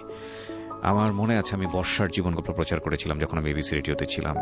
দ্যাট ওয়াজ লাইক পুরো রেডিও ইন্ডাস্ট্রিকে শেক করেছিল ওই রাতের বেলা, যে ঝাঁকুনি দিয়েছিল যে এরকম একটা গল্প রেডিওতে প্রচার হতে পারে। অনেক গল্প এসছে, কিন্তু আমার কাছে মনে হলো, আমার তখনই মনে হয়েছিল যে আর এত হাই ভলিউমের, এত হাই পাওয়ারের কোনো গল্প হয়তো রেডিও তার কখনো আসবে না। কিন্তু আজকে আমি বলতে বাধ্য হলাম, এবং আজকের পর থেকে আমি বিশ্বাস করব যে আপনি যে গল্পটা বলে গেলেন সেই গল্প বর্ষাকেও ছাপিয়ে গেল। সেই গল্প হয়তো আপনার ভবিষ্যতে হয়তো এমন কেউ একজন আসবে যে হয়তো আপনাকেও ছাপিয়ে যাবে। মানুষ এতটা ড্রামাটিক লাইফ লিড করতে পারে, আমি বলি জীবন নাটকের চেয়েও নাটকীয়, কিন্তু এতটাই হতে পারে এটা আমারও জানা ছিল না। দেখেন, আমি কয়েকটা কথা বলি আপনাকে। একটা যেটা হচ্ছে যে আপনার না পাওয়ার জায়গাগুলো অনেক বড়। এই জায়গাগুলোতে সান্ত্বনা দেওয়ার মতো কিচ্ছু নাই, আমার হাতে কিচ্ছু নাই। পৃথিবীতে এত বড় বড় মোটিভেশনাল স্পিকার আছে যারা মানুষকে স্বপ্ন দেখায়, যারা মানুষকে সুন্দরের কথা বলে যে অবস্থানই আপনি থাকেন না কেন সামনের দিন ভালো থাকতে হবে এবং থাকার জন্য এই করতে হবে। আমার খালি মনে হয়েছে আজকের এই গল্পটা শোনানোর সময়টাতে এই গল্পটা যদি তাদের কাছে নিয়ে যাওয়া যেত, তারা আসলে কি জবাব দিতেন। এত বড় বড় মোটিভেশনাল স্পিকার যেটা আমরা আমাদের ফেসবুকে দেখি কিংবা সারা দুনিয়াতে আছে, সাতগুরু থেকে শুরু করে, সবার প্রতি রেসপেক্ট রেখে বলছি, অনেক বড় বড় মোটিভেশনাল স্পিকার আছেন। যদি এই গল্পটা শুনতো তাহলে তারা এই মেয়েটাকে কি বলে সান্ত্বনা দিত। ওর বয়স এখন 21 থেকে 22। আমি বরং আপনাকে এমন একটা জায়গায় বসাতে চাই। আমি আপনাকে কোনো মোটিভেশন দিচ্ছি না, কোনো পজিটিভ কথা বলতে চাচ্ছি না। আমি বরং শুধু এতটুকু বলতে চাই যে এত কিছুর পরেও আপনি বেঁচে আছেন, এত কিছুর পরেও আপনি প্রতিদিন হাসেন, প্রতিদিন কাঁদেন, জীবনকে সন্ধান করে যাচ্ছেন। সুতরাং আপনি বরং আমাদের একটা বড় মোটিভেশনের জায়গা। আমি এটাকে এভাবে দেখতে চাই। আমি গল্পের ওই জায়গায় খোঁজ করতে চাই না আপনার বাবাকে, আপনার মাকে, আপনার ভাইটার কি হলো, বা আপনার নানা যিনি ছিলেন তাকে গিয়ে কোনো প্রশ্নও করতে চাই না। এগুলো প্রশ্ন করলে এগুলোর জন্য যদি কেউ দায়ী হয়, তাকে পৃথিবীর কোনো শাস্তি নাই, একমাত্র আল্লাহ যদি শাস্তি দেয় সেটা অন্য হিসাব। এছাড়া পৃথিবীর কোনো শাস্তি নাই। আপনার প্রতি যে আচরণটা করা হয়েছে বা যারা এটার জন্য দায়ী, পৃথিবীর কোনো শাস্তি নেই। 1000 বার ফাঁসি দিলেও আমার মনে হয় না যে শাস্তি তাদের জন্য ঠিক হবে। সুতরাং তাদের খোঁজ না করাটাই বেটার। আমি শুধু এতটুকুই বলতে চাই, আপনি এই 21, 22, 23 বছরের জীবনে with the name of almighty Allah, আমি আল্লাহর প্রতি শুকর করেই কথাটা বলতে চাই যে আপনি এই অবস্থায় দাঁড়িয়ে থেকে আপনি এখনও বেঁচে আছেন এবং সত্যি সত্যি আপনি এখনও নিঃশ্বাস নিচ্ছেন। এটা আমার মনে হয় আজকে যারা জীবন গল্প শুনলো ঢাকা এফএমে, আজকের পরে যারা কান রেখেছেন দেশে এবং দেশের বাইরে, আপনাদের জীবনে আর কোনো দুঃখ থাকা উচিত না। এই মেয়েটাকে দেখলে আর দুঃখ থাকা উচিত না। এই মেয়েটাকে আমার কিচ্ছু বলার নাই, কারণ আমি ওকে কি বলবো বলেন, আমার কোনো ভাষা নাই। কিন্তু ভাইয়া সবাই যে বলতো যে আমার মুখ দেখো বাবা, আমার জন্মের পর বাবা আমার সাথে এরকম হয়েছে, ভাইয়ের সাথে এরকম হয়েছে। এই বিষয়গুলো আপনি সত্যি আমাকে বলেন তো, একটা 2.5 মাসের শিশু কি পাপ করতে পারে, কতটুকু পাপ করতে পারে? রিপা, আমি আপনাকে একটা কথা বলতে পারি, আমরা পৃথিবীর শ্রেষ্ঠ জীব, সৃষ্টিকর্তা আমাদেরকে সেটাই বলেছেন, মানুষ পৃথিবীর শ্রেষ্ঠ জীব। ঠিক একইভাবে এটাও সত্য, মানুষের ভেতরে যত খারাপ জিনিস আছে পৃথিবীর অন্য কোনো প্রাণীর মধ্যে সেটা নাই।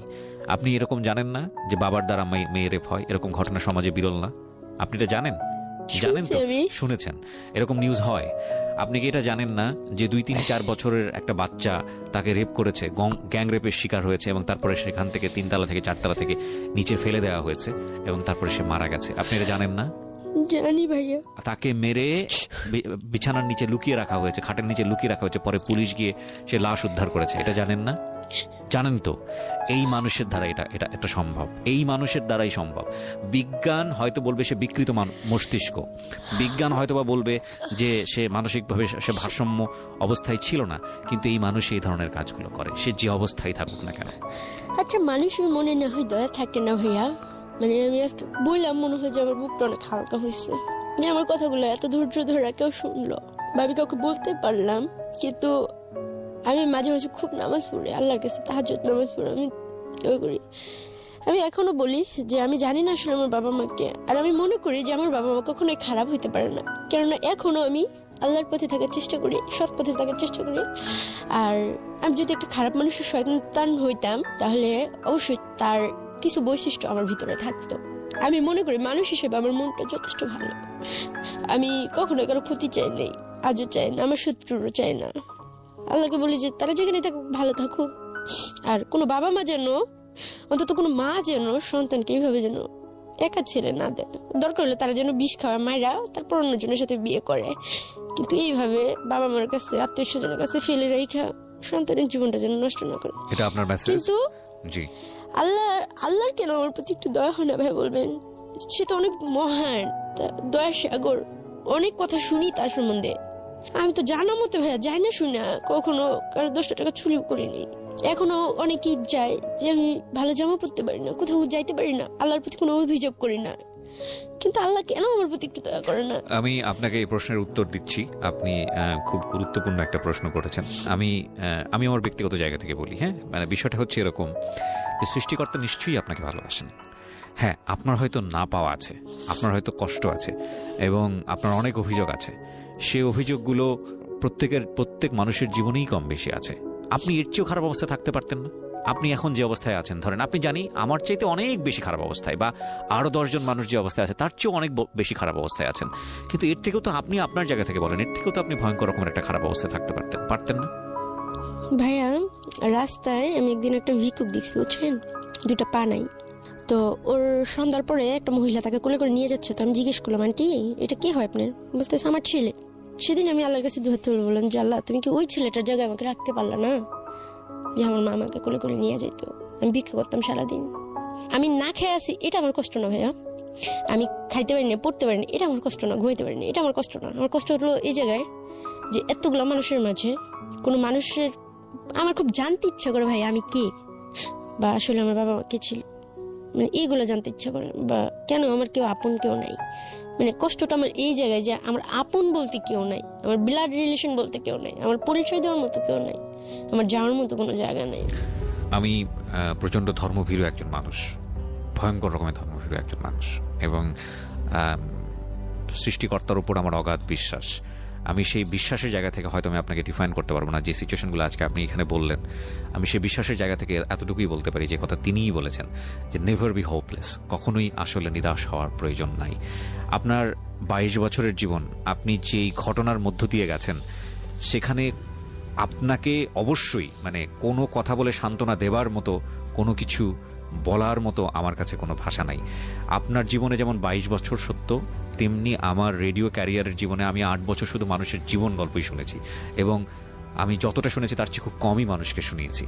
তো সেই জায়গাটা থেকে আমি বলছি যে গল্প মুখোমুখি আজকে আমি হয়েছি, আমি সেটার জন্য 8 বছর ধরে প্রিপারেশন নেইনি, এবং আমি আজকে টু বি অনেস্ট আমি কখনো চিন্তাও করতে পারিনি। আপনি যেভাবে এসেছিলেন স্টুডিওতে, আপনার হাসি মুখ দেখে আমার কখনো মনেও হয়নি যে স্টেজে বসার পরে এইরকম একটা গল্প আপনার কাছ থেকে, আমি জানতাম যে একটা খুব ভয়ানক গল্প আজকে আমি উপস্থাপন করতে যাচ্ছি, কিন্তু আমি অনেককেই হারিয়ে ফেলেছি। আমার কথা বলার জায়গাটা যারা আজকে শুনছেন, যারা আমাকে নিয়মিত শোনেন, তারা জানেন যে আসলে আমি এতটা কনফিডেন্টলেস কখনোই থাকি না। কিন্তু আপনার গল্প শোনার পরে আমি পুরোপুরি কনফিডেন্টলেস, এবং সেই জায়গা থেকে আমার কাছে কোনো উত্তর নেই। কারণ যেই জায়গাটিতে আপনি আঘাতপ্রাপ্ত সেটা মন, এই মনের রকমের জায়গায় আসলে মোটিভেশন দেওয়ার মতো অবস্থা আমার নাই পুরো গল্পটা শুনে। কিন্তু আমি আপনাকে বলতে চাই, 22 বছরের আপনার অপ্রাপ্তির জায়গাটা যতটা বেশি বড়, আপনাকে যদি আল্লাহ 22 বছর বাকি 22 বছর বাঁচায়, এবং সেই 22 বছরে আপনার জীবনে হয়তো তিনি এমন কিছু দিবেন যে এই 22 বছর আপনি পুরোপুরি ভুলে যাবেন। এতটুকু আশা রাখার জন্যে আমি আপনাকে অনুরোধ করতে পারি। আমি জানি আপনি সেটা রাখবেন এই কারণ আপনি দেখেন, আপনি অ্যাসাইলামে ছিলেন প্রায় 12 বছরের মতো। অ্যাসাইলাম তো বলবো না, আসলে এতিমখানায় ছিলেন আপনি হচ্ছে প্রায় 12 বছরের মতো। ওই জায়গায় আপনার একটা সুন্দর জীবন হয়ে যেতে পারতো। আপনাকে বহুবার অফার করা হয়েছে আপনাকে ধর্মান্তরিত করার জন্য, বহুবার আপনাকে বলা হয়েছে যে আপনি একটা সুন্দর জীবন পাবেন, কিন্তু আপনি সেটা করেননি। এবং সেটা আপনার দ্বারা করলে খুব বেশি অবাক হওয়ার মতো সুযোগ ছিল না, এই কারণে যে মাত্র 6 বছর বয়সে আপনি তিনখানা চলে গেছেন। ওই সময় আপনি ধর্মকর্ম কি বোঝেন? সুতরাং ভিন্ন একটা সংস্কৃতিতে গিয়ে আপনি হয়তো এরকম করলেও করতে পারতেন, বাট আপনি করেননি। সুতরাং সৃষ্টিকর্তার প্রতি আপনার যে ডেডিকেশন, আপনার যে রেসপেক্ট, সেটা এখনো আছে বলেই আপনি এখনো ফাইট করে যাচ্ছেন। এবং আপনি যে দিন শেষে একটা কথা বললেন যে আপনি ভালো আছেন, হ্যাঁ, আপনি ভালো আছেনের জায়গাটায় আপনি অনেক বেশি শক্তিশালী, নইলে আপনি 22 বছর পর্যন্ত, এতদিন পর্যন্ত আপনি টিকে থাকতে পারতেন না। আমি আরেকটা কথা আপনাকে বলি, সেটা হচ্ছে কোনো মানুষকে ছোট করে না। আমি যদি রেডিওতে অ্যানাউন্স করি কালকে অন্তত 100 জন লোক দাঁড়াবে যে আপনার ভাই হতে চাই, কালকে অন্তত 200 লোক আমার সাথে যোগাযোগ করবে যে আপনাকে তারা বিয়ে করতে চায়, কালকে অন্তত এরকম 100 থেকে 150 জন মানুষ দাঁড়াবে যারা আপনার বাবা মা হতে চায়। বাট পৃথিবীর কেউ আপনাকে কখনোই গ্যারান্টি দিতে পারবে না যে এই ইমোশনটা আপনার আপনি একেবারে মৃত্যু পর্যন্ত তারা আপনার সামনে ভাবে থাকবে। যেহেতু গ্যারান্টি দিতে পারবে না, সেহেতু আমি অ্যানাউন্সমেন্টটাও দিব না। কারণ যেই জায়গাটায় আপনি ক্ষতবিক্ষত, সেটা হচ্ছে মানুষের মন। এই মানুষের মনের কারণেই আপনি দেখেন, একটা মানুষ আপনাকে নিয়ে গিয়ে বাড়িতে জায়গা দিল, আপনার জন্য আলাদা একটা বাসা নিল, আপনাকে সে বাসায় ফিরে আপনার হাতে চুমু খেত, আপনার কপালে চুমু খেত, আপনি সেখানে গিয়ে আপনি দেখা শুরু করলেন আপনি একটা সংসারের স্বপ্ন, এবং সেই মানুষটাই আপনাকে 1000 টাকা দিয়ে লাথি মেরে ঘর থেকে বের করে দিল। সবই কিছুই কিন্তু এই মনের জায়গা, হ্যাঁ। এবং আপনি দেখেন এই মনের কারণেই আপনি যে এত বড় ফাইটটা করে চলেছেন, সেই ফাইটটার জায়গাটা আপনার এখনো অনেক অনেক বেশি অপূর্ণ। হ্যাঁ, পরিবার আপনাকে হয়তো কেউ কখনো দিতে পারবে না। আপনার যে সুন্দর একটা স্বপ্নের জায়গায় আপনার জীবনে একটা হাজব্যান্ড আসবে, সেই জায়গাটায় আমি একেবারেই নিরাশ হতে চাই না। আপনার এই পুরো গল্পটা জানার পরে আপনার জীবনে যদি এরকম কেউ একজন আসেন এবং সে যদি আপনার সব কিছু ভুলিয়ে দেন, আপনাকে যদি একটা সুন্দর জীবনের স্বপ্ন দেখান, আমি খুব বেশি অবাক হব না। এরকম মানুষ আসতেই পারেন।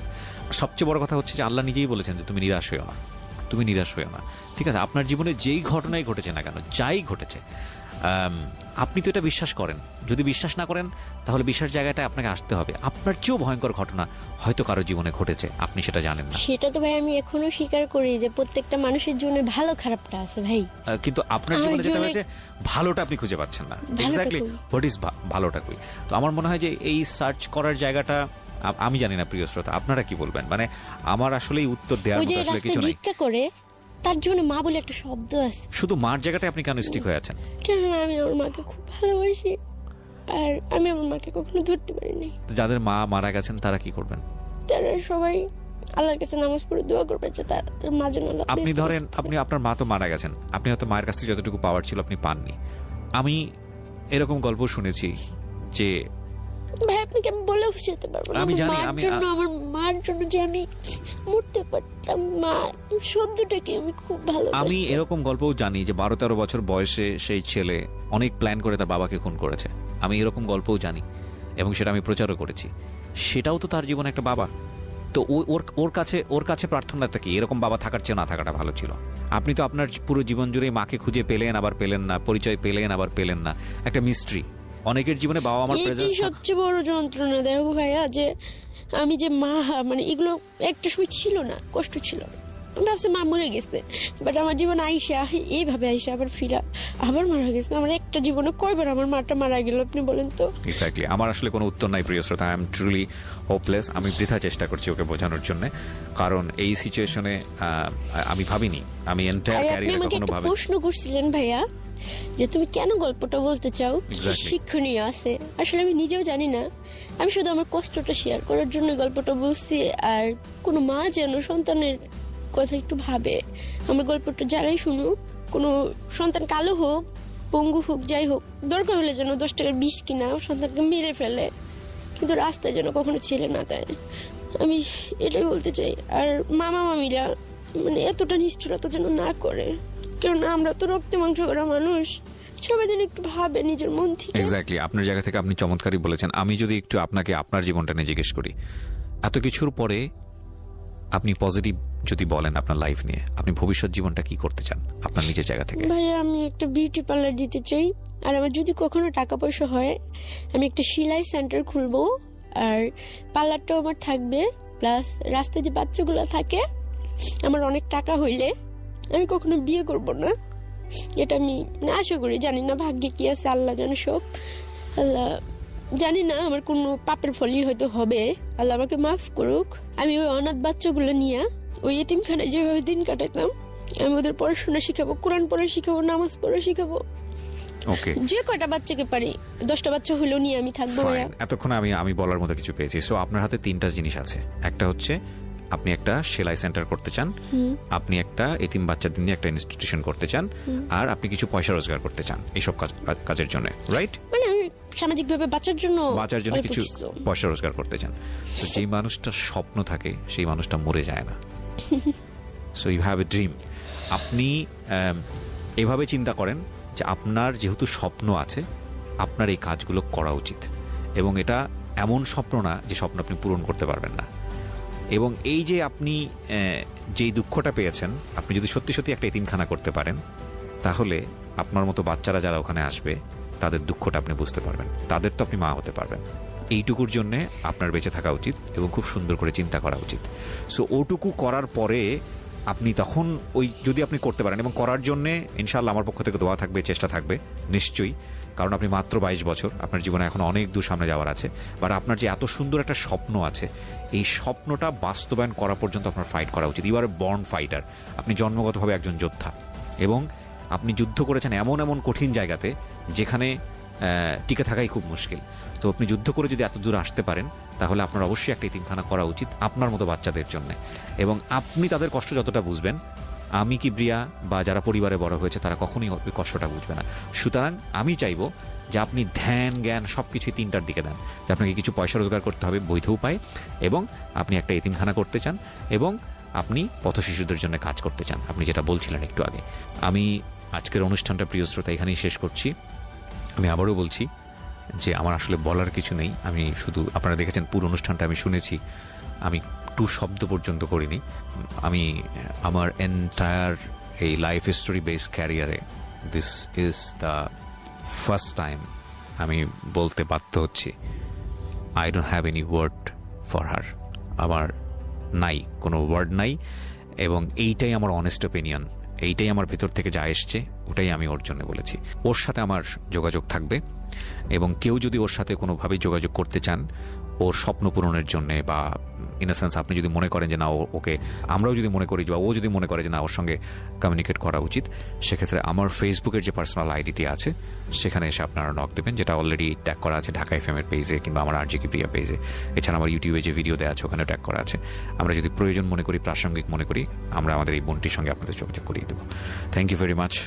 এরকম আর গল্প কখনো শুনতে চাই না তা না, আসলে সৃষ্টিকর্তার কাছে আজকে দোয়া করে আজকের এই অনুষ্ঠানটা শেষ করতে চাই যে আল্লাহ তুমি কাউকে কখনো এইরকম জীবন দিও না। অনেক ভালো থাকুন, শুভরাত্রি।